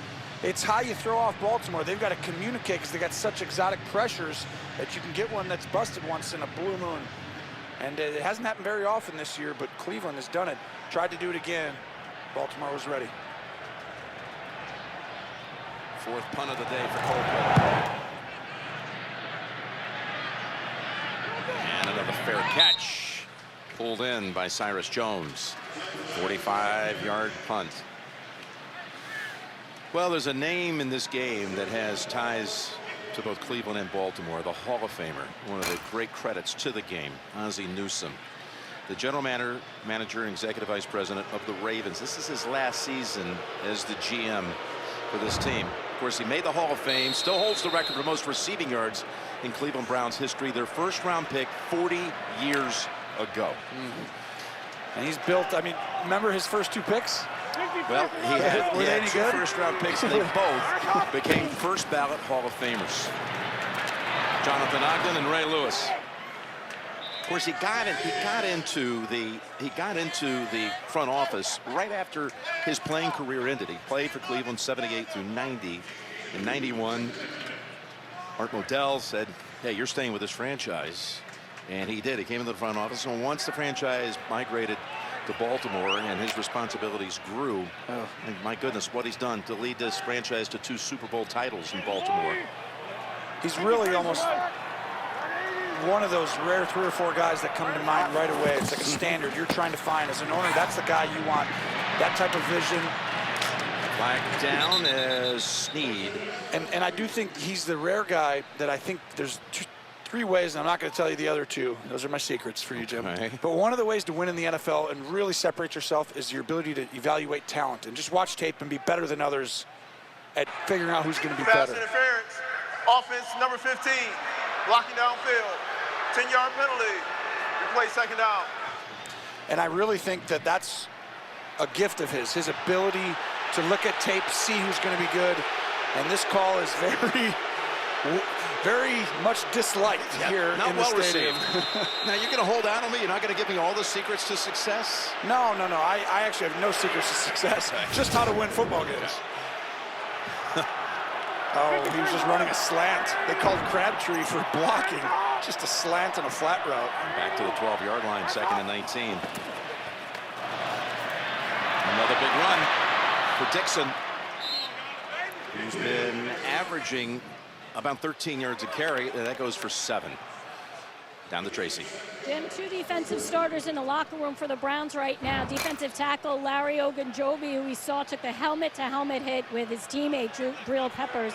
He's in the locker room being evaluated for concussion, return questionable, and free safety Demarius Randall dealing with cramps. He is probable to return, though, Jim. Okay, Anthony Zettel has come out there for the Browns in place of Ogunjobi. Whitehead in the secondary, and on 3rd and 12, the Ravens are able to get within about a yard. There's Whitehead, I just mentioned, had come in for Randall, makes the tackle, about 2 yards shy of the first. And they're going to go ahead and bring out Cook to punt. So the offensive pass interference call spoiled that series for the Ravens. Well, it was a bad call, I'll say that. But, you know, there have been a lot of calls that have gone both ways this game that each side's going to be very upset about. It's all going to come down to the last 10 minutes of all these games most of the time anyway.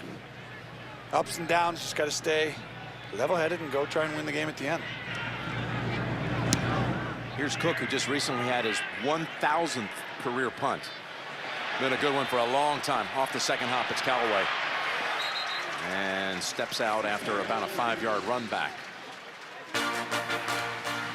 56-yard boot, and tomorrow we're going to send it down to El Paso. Get your New Year's Eve celebration started with the Sun Bowl, the great tradition of CBS being in El Paso to bring you the Sun Bowl. Stanford and Pitt tomorrow at 2 Eastern, right here on CBS. 7 times I had the pleasure of being down there for that game, and that great community that supports that bowl game every year. Nothing like the Sun Bowl. I'll tell you, it's the granddaddy of them all, isn't it? Is that what it is? I think I may have heard that somewhere else. 1st and 10. Deep ball. And it's caught. And Njoku, we had just mentioned in the last series. Just called him. Where's he been? They heard you. And he's not even that open. He's got a deep over route, like a seam. And you see standing there is Humphrey looking at the ball. And it's just that one guy goes and boxes out the other, and it is a perfect throw. It's a basketball play. It's a basketball play. Just go ahead and box out for the rebound. And you're exactly right. Sorry, Jim, but Baker's ability to be accurate on stuff like that is really a high level. That's how he's thrown so many touchdowns this year. You know, he's got a lot to learn, a lot to go, but he's really, really accurate. That went for 42. Swings it over. Perriman collides with 3 of his former teammates and taken down for a loss of 1 or 2. C.J. Mosley in on that play.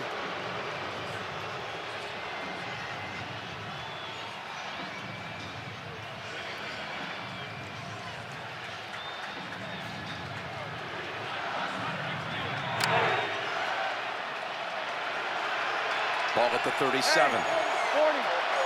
Chubb's had only 7 carries today, 7 for 25. He's lined up behind Mayfield. And they go to him here. And Zadarius Smith able to throw him to the ground after 4.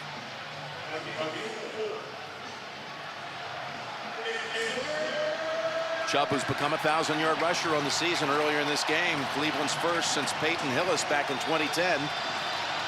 It's just that, like we said, when they got behind so early, it just gets hard to keep running the football when you need points and possessions. And it's kind of minimized him in this game a little bit in his strength. But here we go, 3rd and 8. Once again, all the pressure up at the line. Is he coming or no? Weddle. Oh, look at, he's looking at him. Is he coming? Nope. He backs off. They rush 4.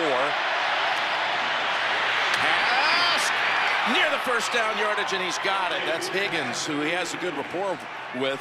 Talking to Mayfield last night, he said, you know, we spent a lot of time earlier in the year being on the second team. We've got good chemistry. Yeah, and they do. And Baker, watch this. This is why it works.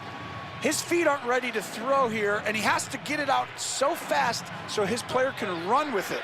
Otherwise, Higgins isn't going to get that first down. There's so many small little plays that I look for quarterbacks to really tell their ceiling. When your feet aren't set and you got to throw it because it's the only way he can run after the catch and get the first down on 3rd and 8 on a little pass, that tells you his brain works fast. Final seconds of the 3rd quarter. Fakes to the left, goes to the right to Chubb. And look at the Ravens swarming to stop him to close out quarter number 3. Michael Pearson, a whole host of Ravens, but we're heading to the 4th. And a good one's going on here in Baltimore.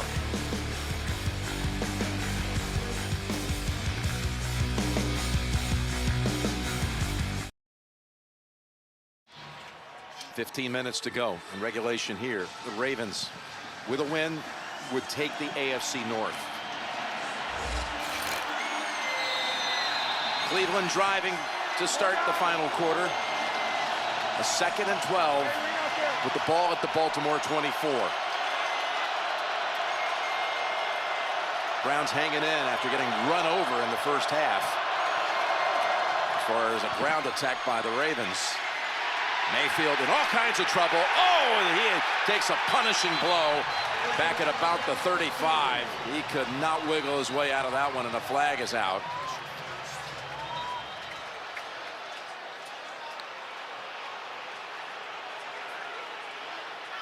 Browns think it's going to be on the Ravens secondary. Prior to the pass, holding, defense number 29, 5-yard penalty, automatic, first down. Called on Humphrey, who got boxed out on the long play that set him up here deep. On the throw to Njoku. Well, that's a hold. I mean, at some point, you got to let him go. He held him for 10 yards. I think that would be a hold. Oh, coach, he's going to look up and be like, I didn't see much. I mean, much there. He wanted to, like, go crazy, but he's like, I didn't see a lot. But he's never going to completely be like, you're right. That was a good call. Sets him up in the red zone. Another empty formation. Mayfield in the red zone this year, 19 touchdowns, no picks. And that was intended for Chubb. He's got spectacular numbers in the red zone. Again, with 19 touchdown passes, no interceptions. But in talking to him last night, he felt like they've had too many breakdowns overall as a team inside the 20. Well, and they have, but like you said, their ability in the red zone, and you know, they're 6th in the league, a lot of it stems from their 2 reasons. One, your ability to run the football makes defenses give you run looks. 2, your ability for a quarterback to extend plays and create and have vision, and he has that in spades. 2nd and 10. Back over to Higgins and drop quickly. Nice piece of tackling, Tony Jefferson. Holds him to 2. Boy, a field goal here still would be enormously helpful for Cleveland, but yeah, 1-score game, yeah. I think right now, though, that was a screen pass to receivers thinking they're pressuring. Baltimore didn't pressure. Once Baltimore, I feel like if Baltimore sees screen, then they come back with a pressure because they're like, you don't screen twice in a row. But we'll see, because they just had some success not coming after him. But oh, they're coming after him here. Look at all of them on the line. Here they come. Over the top they go. And thrown in the area of Njoku, as Mayfield had to get rid of it quickly. I mean, Baltimore brought just about everybody. Well, if you just look at all these people, just all of them come. Just come on, everybody. Just come on. The ball has to come out. And this is where this will be interesting. If Baltimore were to get in the playoffs, they do this to a lot of teams, and it's hard to come up with a great play. Well, Tom Brady's going to give you a cadence, and then you know what he's going to do? He's going to call a screen pass outside right there. Big field goal here. Got to have it, 35 yards. Joseph.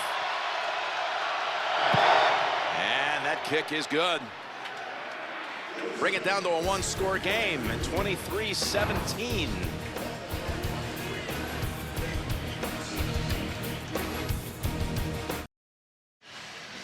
Here's what the rookie quarterbacks have done today. Mayfield 268 yards passing, 2-2. Jackson with 78 yards on the ground, including a couple of rush touchdowns.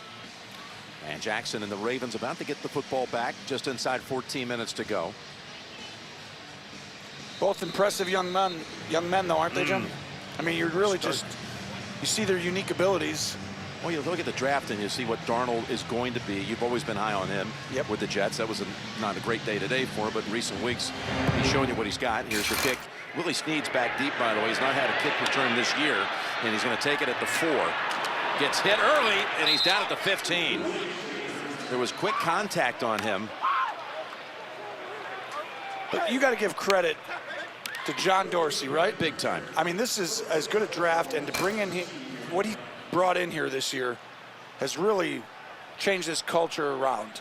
Well, first off, how about you go and make the first pick, Mayfield, and you're able to keep that under wraps until basically the last hours leading into the draft day. And then that was an upset pick. I didn't see that coming. You know, it's amazing how many times it's a great pick. I think everyone would be like, how many times have we we heard a job now, but not at that time. Yep. Here's Jackson's pass. Complete to Hurst. And he takes it all the way near midfield.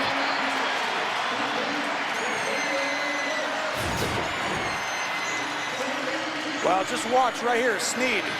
Same thing he did earlier. Let's fake it. Browns get moving with the fake again. And there's Baltimore gashing them.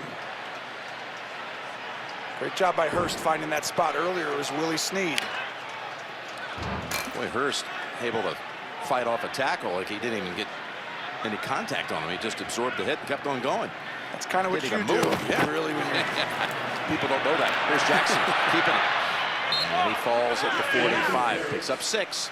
Update time it is. JP and Boomer in New York. As Coach Cowher said, Chicago wants momentum. I'll tell you what, Bears came to play. Tariq Cohen 3 yards out, takes it in for the touchdown. Bears extend their lead 21-10 over the Vikings. Eagles currently leading the Redskins 24-0.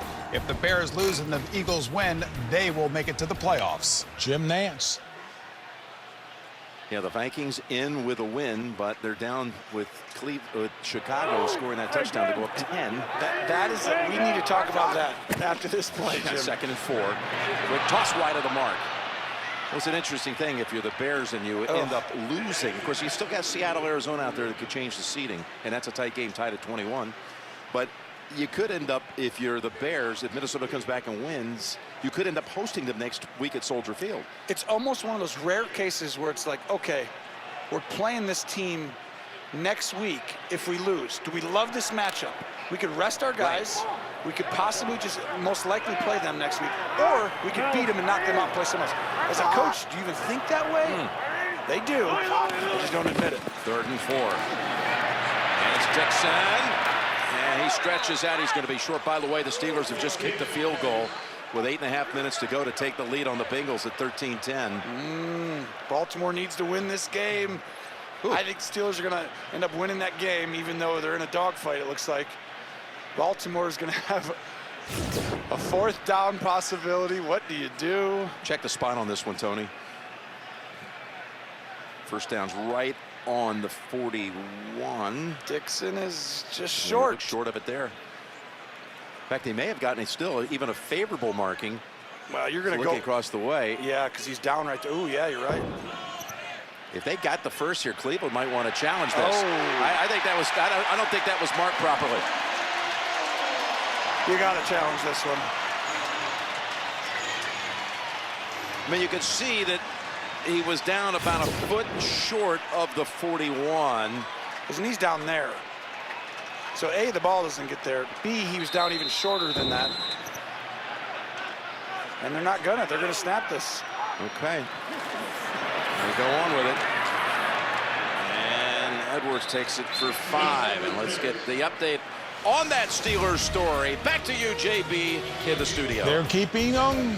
Well, here it is, Jim. It's Matt McCrane, 47-yard field goal. That's the 2nd field goal of the day for the young kicker who is making his debut for the Steelers. As you said, they take the lead now over the Bengals, 13-10. 8:35 left in regulation there. Back to Jim Nance. Okay, McCrane gets signed this week after they put Boswell on injured reserve late in the week. 2nd and 5. There go Edwards. Spinning away and driving down to the Cleveland 24. Max Williams going to motion across for the 51st time in this game, and they're going to hand it right down the middle. And just, there's really not a whole lot Cleveland can do because they are getting dominated on the inside part of the line. Edwards now with 11 carries for 74 yards. They're moving in on 300 yards rushing. And the most, look, in the 7 games here, the 7-game stretch, it's the most since the 77 Bears. They got Peppers dinged and on the bench and not anxious to come out of this game.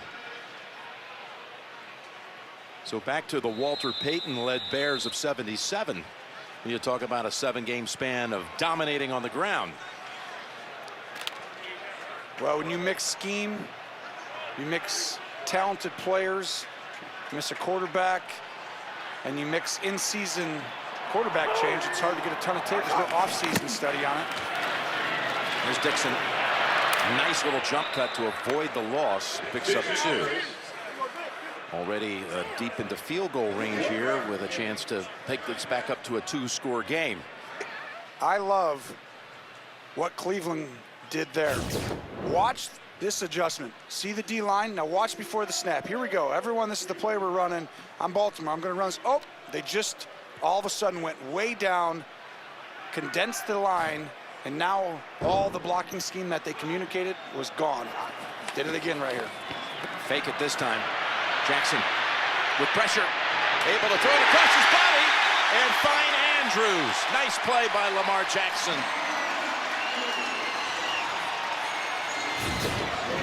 TJ Carey was coming after him. That's a corner blitz, and this, I mean, schematically is awesome by Greg Williams. Take away the run, blitz the quarterback on the edge, but you can't account for the quarterback being better and his ability to move outside and just create and move the chains. That's all Lamar Jackson right there.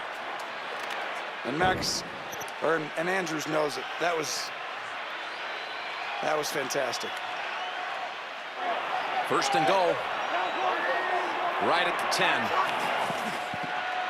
He takes the snap one-handed and then tumbles for about a yard. TJ Carey, who blitzed on that last play, tripped him up on this one. And you know what? I feel so good. Just go and snap me the ball, and I'm just going to grab it with one hand like Velcro. it's nothing. Velcro. He's really feeling the pressure, isn't he? Yeah. Two exciting young quarterbacks that are going to be tangling in this division for years to come. For years. Now that's not a tackle, that's a tight end over there. And that's Edwards. And he gets stopped near the 7. It'll be 3rd and goal, 7 yards out.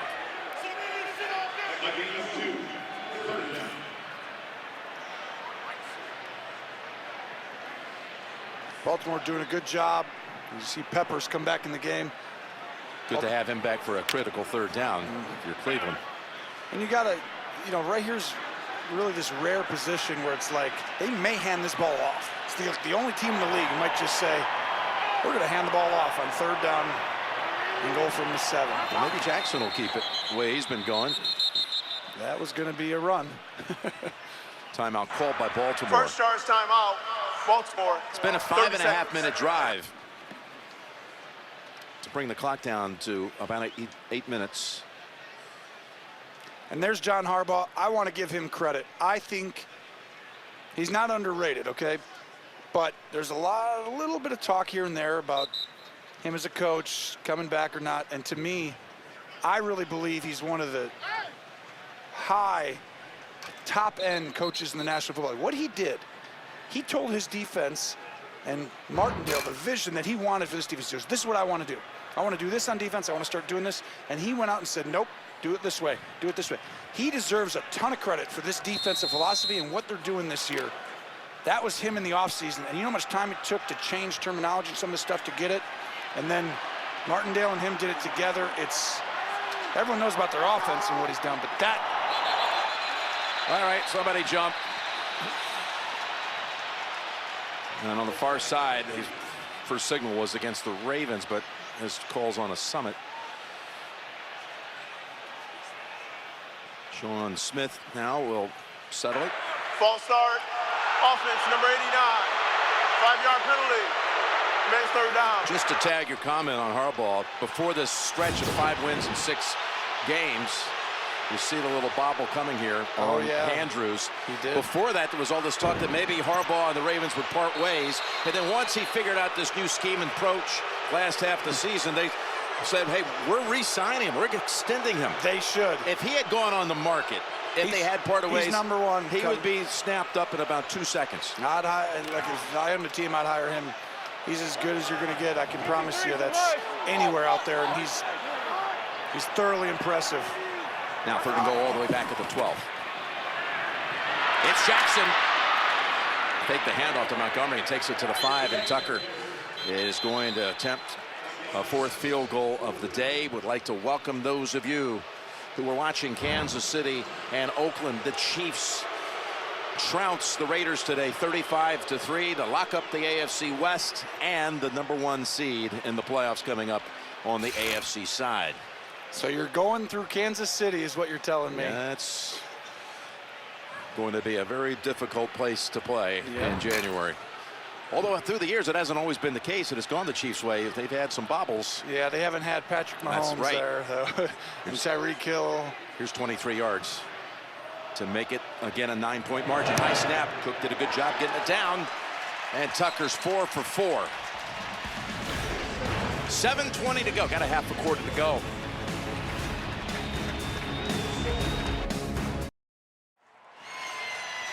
And again, we just mentioned the Kansas City audience has joined us.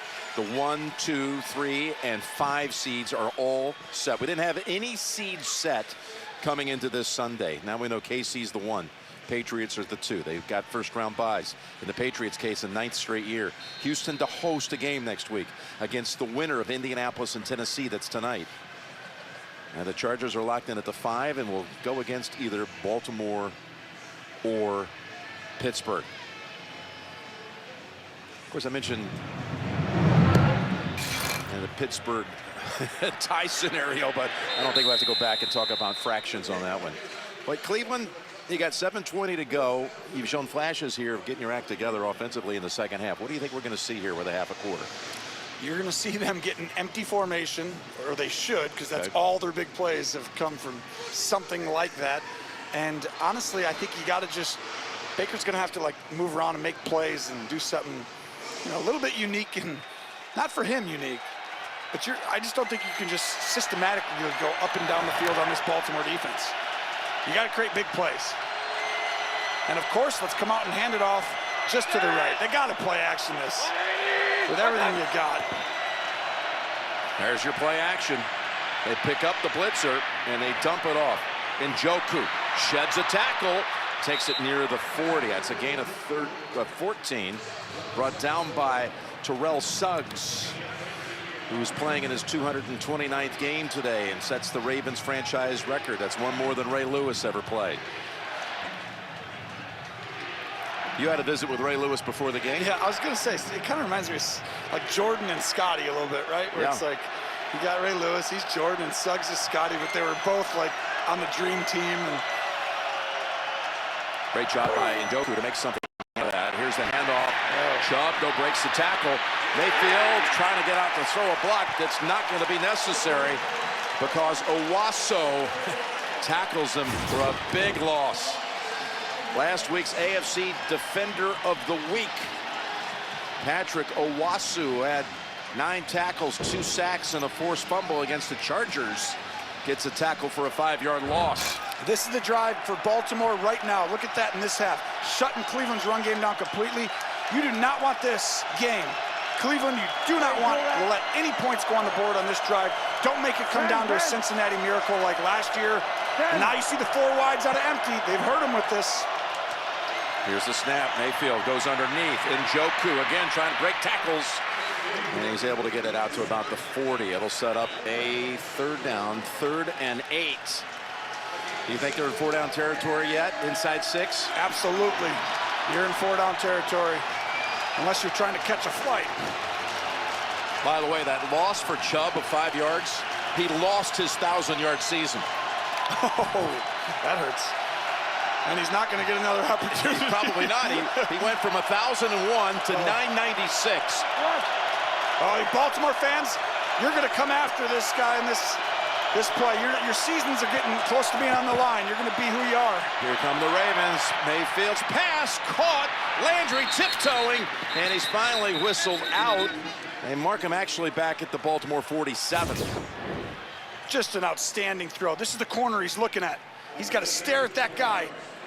And to throw that ball is really a high-level decision and throw, and he was in. But that was close. Good job by Landry. No huddle for the Browns. Pass quickly. Over to Higgins. Blocker in front. Njoku blocking on Jefferson, who's able to finally fight off the block and make the tackle. They finally got the screen versus the pressure right off the edge. And you kept calling it, and what a block by Landry. And Njoku keeps it going. Uh-oh.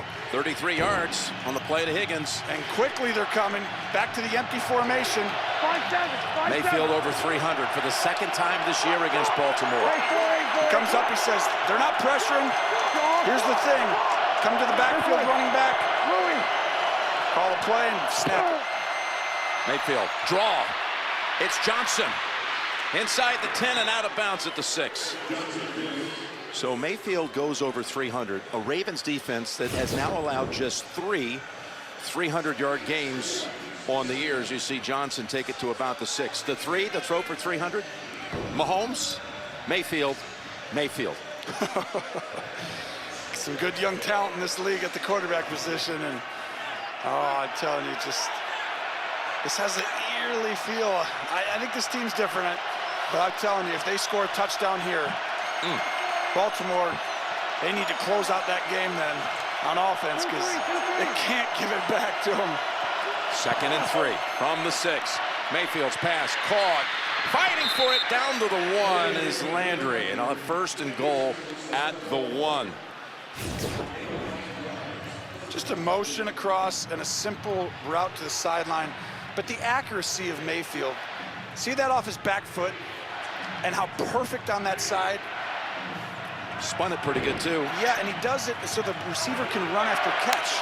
A lot of quarterbacks who are just good quarterbacks, they throw that and he kind of turns, or his body weight turns, and he never gets to turn the corner. A yard away. By the way, the Steelers are tied and they're driving. They're at the 24 of the Bengals, so all kinds of things happening. AFC North up in the air as Mayfield throws to the end zone, and incomplete. It's ruled. We're going to see.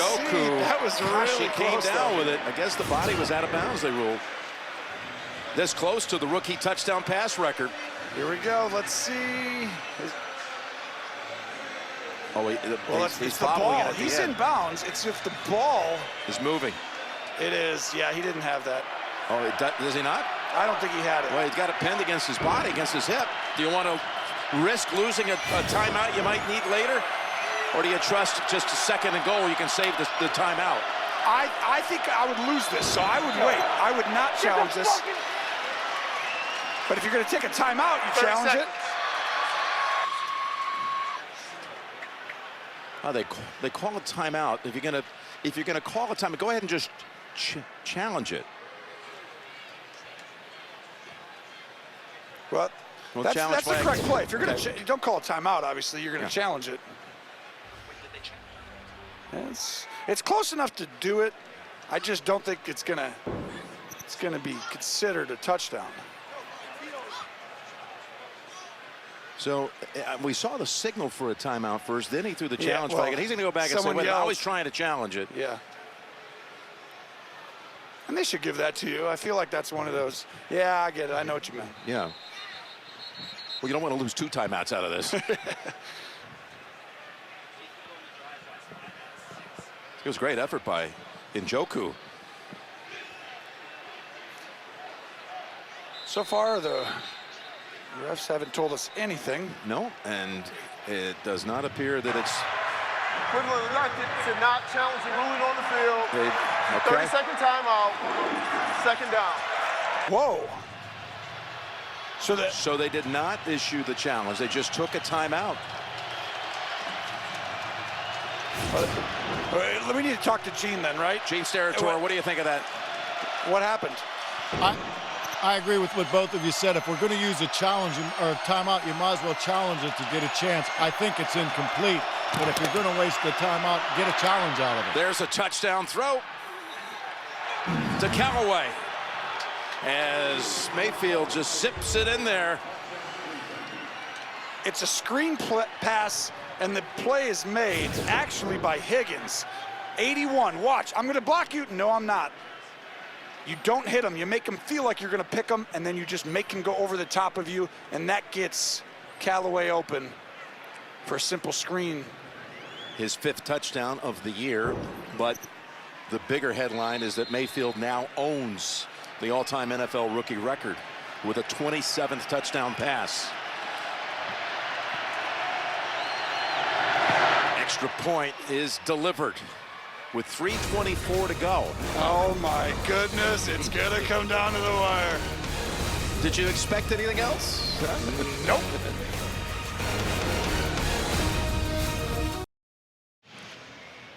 Mayfield takes him 75 yards and 9 plays to bring it down to 26-24. Talking to Jarvis Landry last night. What did he tell us about his young quarterback at the huddle? Key moments. He looks at us and says, we are not going to flinch.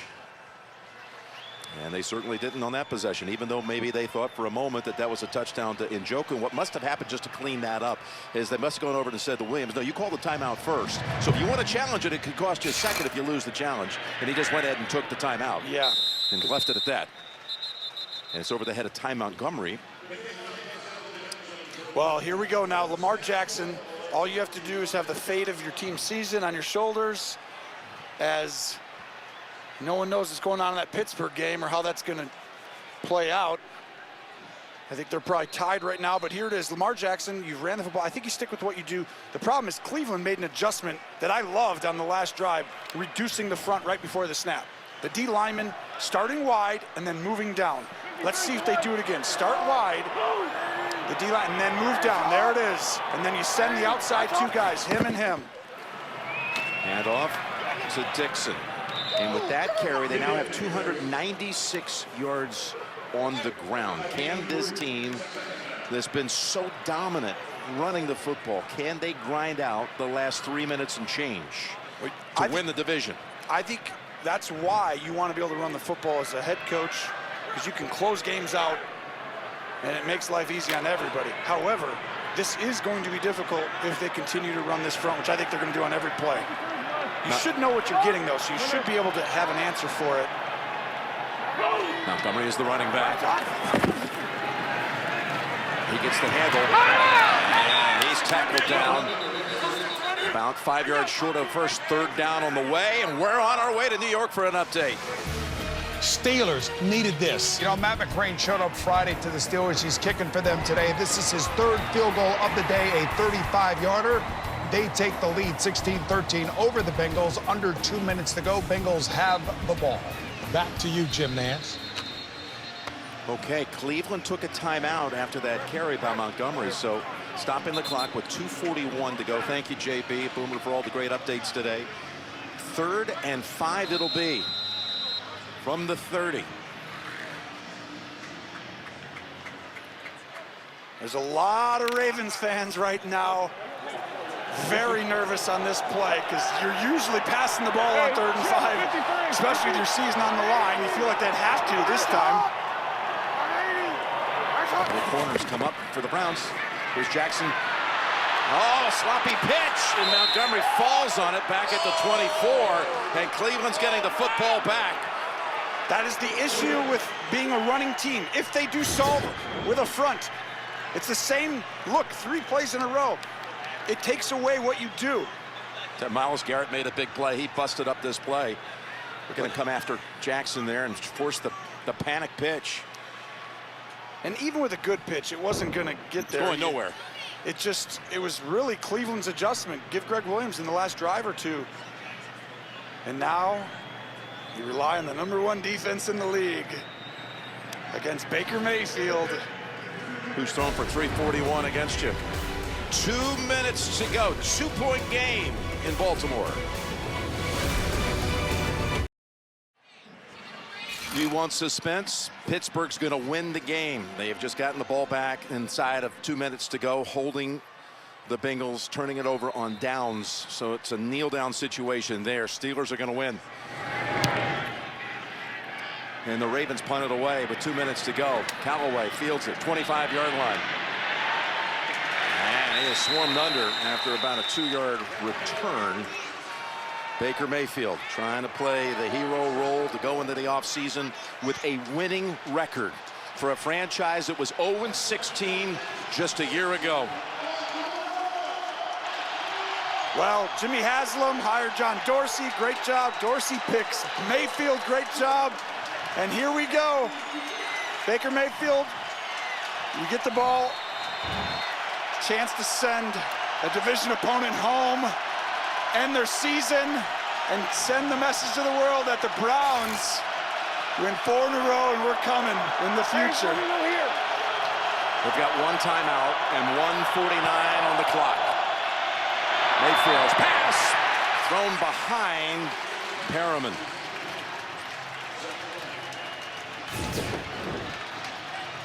And just off his back foot a little bit, just doesn't get his weight through. Throws it behind Perriman.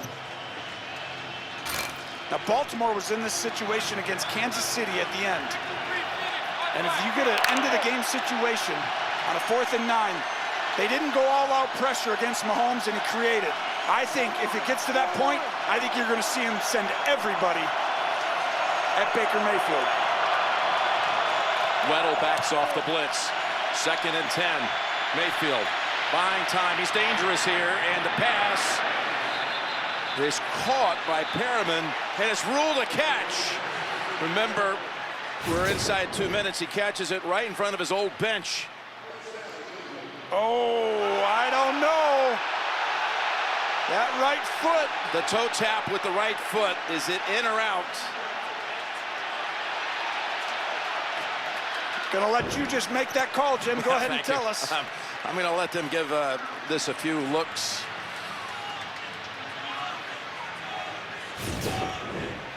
Here's a good look right here, Tony. catches it there. Is that right foot down when he caught it? I don't think so. He's in the air. The second foot appears to be out. I'm going to say he's in. Just Okay. because You think watch he's the in? right foot right here. You think it's touching? I think it does. If we go back to the view before this. That's the question. Is it? He's got possession there. Is it the right foot down when he has possession? Yeah, slows down right here. Stop. Go back a little bit on this one. And if you look right there, go forward a second, and now he's got the ball. See that right You see toe? do you see the dirt kick up? The dirt kicked up. Yep. And I really feel like that's going to be the difference, because obviously at that point he doesn't get it in there. The second attempt That to get the second foot one's down. off. The second attempt to get the foot down, he's out. But see that right there, that right foot, does it kick up the dirt? It's It looks like fractions. it does. At what point does he have possession? Gene Steratore, what do you think? I think this is really tight, and it might be the bottom of his cleat that's putting up that puff. There's a good angle there. Remember, the ruling was Moving on the complete. field of a completed pass stands. First down. There you go. And you know, it probably is the right call, because you couldn't be It's just not enough definitive. evidence. No, there's just not enough to overturn it. We did see a little bit kind of kick up, but we were not positive. That's a 19-yard gain. What point did he have possession, and where's the right foot at that time? It's fractions, but it's in the books as a completion. And now they draw closer to field goal range off that 19-yard play.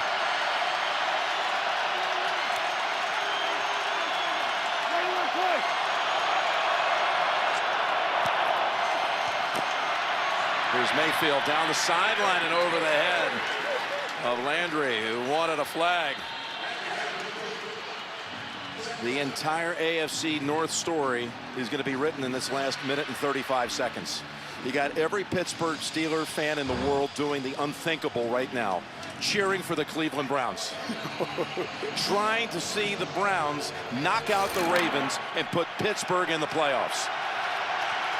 And you got the #1 pick against the #1 defense, who has the rookie record. And this formation, for all you new people, 4 receivers on one side, has hurt Baltimore today. We'll see here. 2nd and 10, they come after him. Steps away, throws. Did he catch it? Oh, what an effort by Landry. They say incomplete, it hit the ground. Landry saying, hey, challenge it. You do not want to challenge. You can't challenge it, Jarvis. You're inside 2 minutes. He tried to curl his hand underneath it. He might have a cause here. Watch his hand go under and then pin it against the body. Oh, my God. I think he's got a case. Oh, I think he does, too. Of course. How do you do that? You got a Moving player on on the your back. field of an incomplete pass is under review. They've got to look at this up top. Again, inside 2 minutes. Booth review. Well, you see the hand stays under the ball. But does it get on top? Gene Steratore, now help us through this one. I'm going to rule catch on this one. The left hand stays under. The ball does move, but he does not lose possession, in my opinion. Now, remember, we have a running clock at this point. If they overturn this to a completion, a 10-second runoff will apply. It may not be that big yet from 127 to 117, but we will have time as well. I have a catch on the play, guys. Well, as they're looking at this, we're seeing on another monitor that at Heinz Field, that game is over. The Steelers have won. No one has left the stadium. The players are on the field, and they are watching the Jumbotron and watching this game with their hopes. Again, their season in the balance here, needing Cleveland to pull off the win. Again, in fact, we're going to be able to show you this. Oh, look at this thing live from Heinz Field. Look at everyone still in position. The fan base. And they're watching and deciding and trying to cheer for that to be a catch right there. They're like, that's a catch. That's a catch.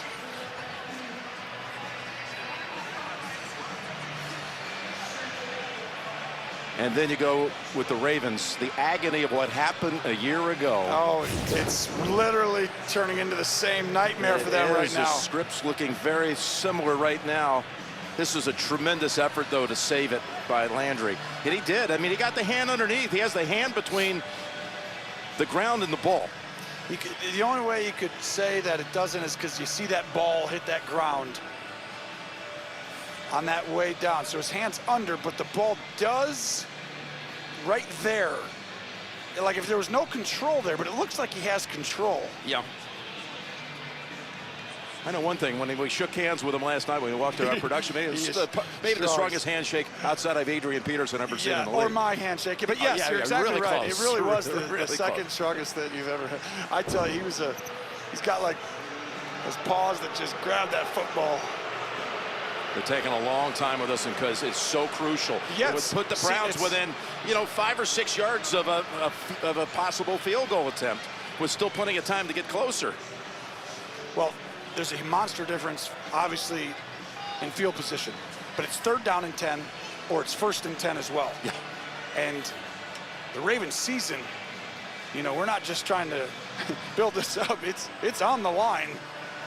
And then you got, of course, the story may come down to a Joseph field goal attempt. Oh, they're talking right here. That means they got to go back to where it was, which tells me then they may call this a catch. They're like, how much time was on the clock? Where's it going back to? The ruling on the field is the receiver possessed the ball while going to the ground. Therefore, we have a completed pass at the 39-yard line. It's a catch. Game clock operator, please reset the game clock to 1 minute and 30 seconds. And this will require a 10-second runoff. 10-second runoff. 2 reviews on this drive are both ruled catches for the Browns for a total of 35 yards. The one to Perriman and this one to Landry.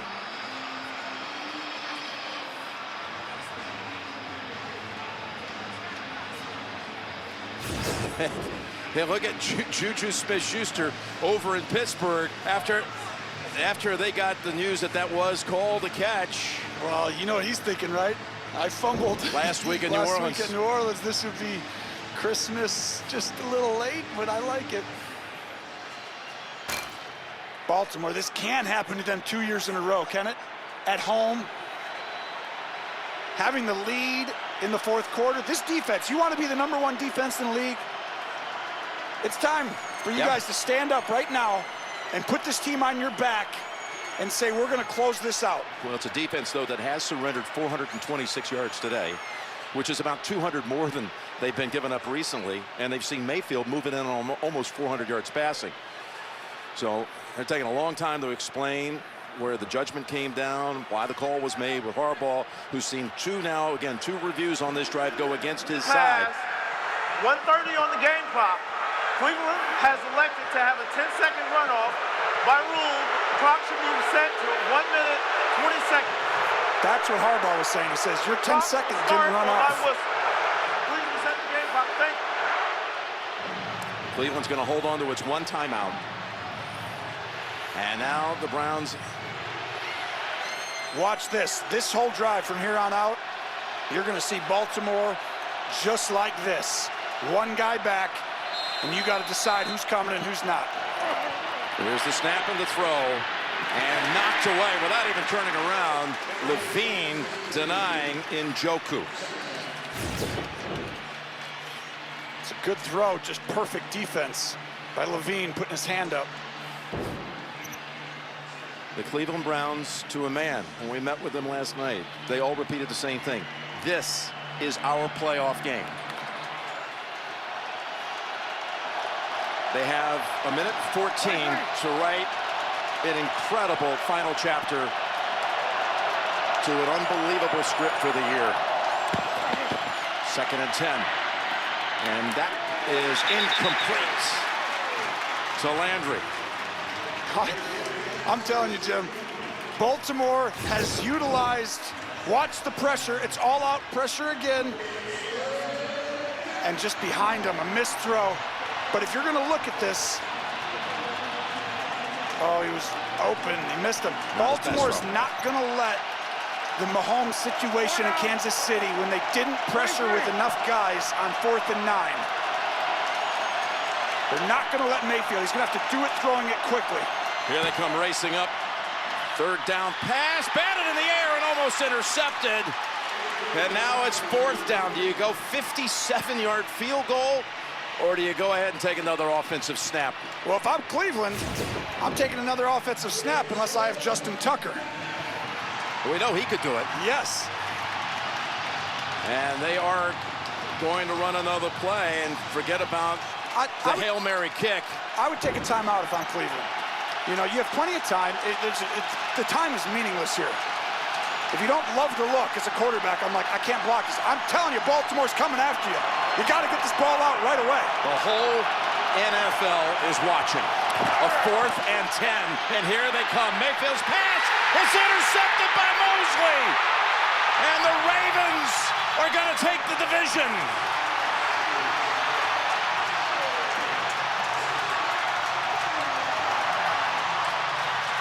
Hearts are broken in Pittsburgh. Baker, you played amazing, but this #1 defense in the league stood up, put the city of Baltimore on their back with the season on the line, and they blitzed them with everybody. 4 straight plays, and they didn't do that in Kansas City. And I thought if this game came down to that, Baltimore's going down, they're going down swinging. And they stood up today when they needed it. That's $1 million play, by the way, for Eric Weddle. He got $1 million bonus for a win. It's in his contract. But Mosley, who had a deflection, a little tip on Mayfield's first interception back in the first quarter. He is some player, Pro Bowler. Last year, they lost on a 4th down play in the last minute. Today, they win it on a 4th down play.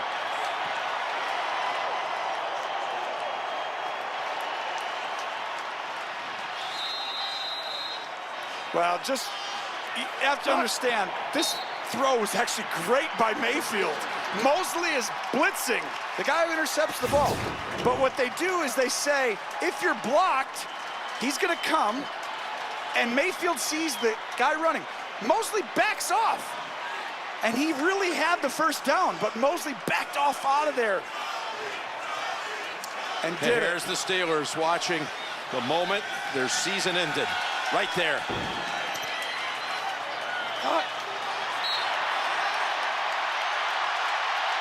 Lamar Jackson and the Baltimore Ravens go 6-1 over their last 7 games.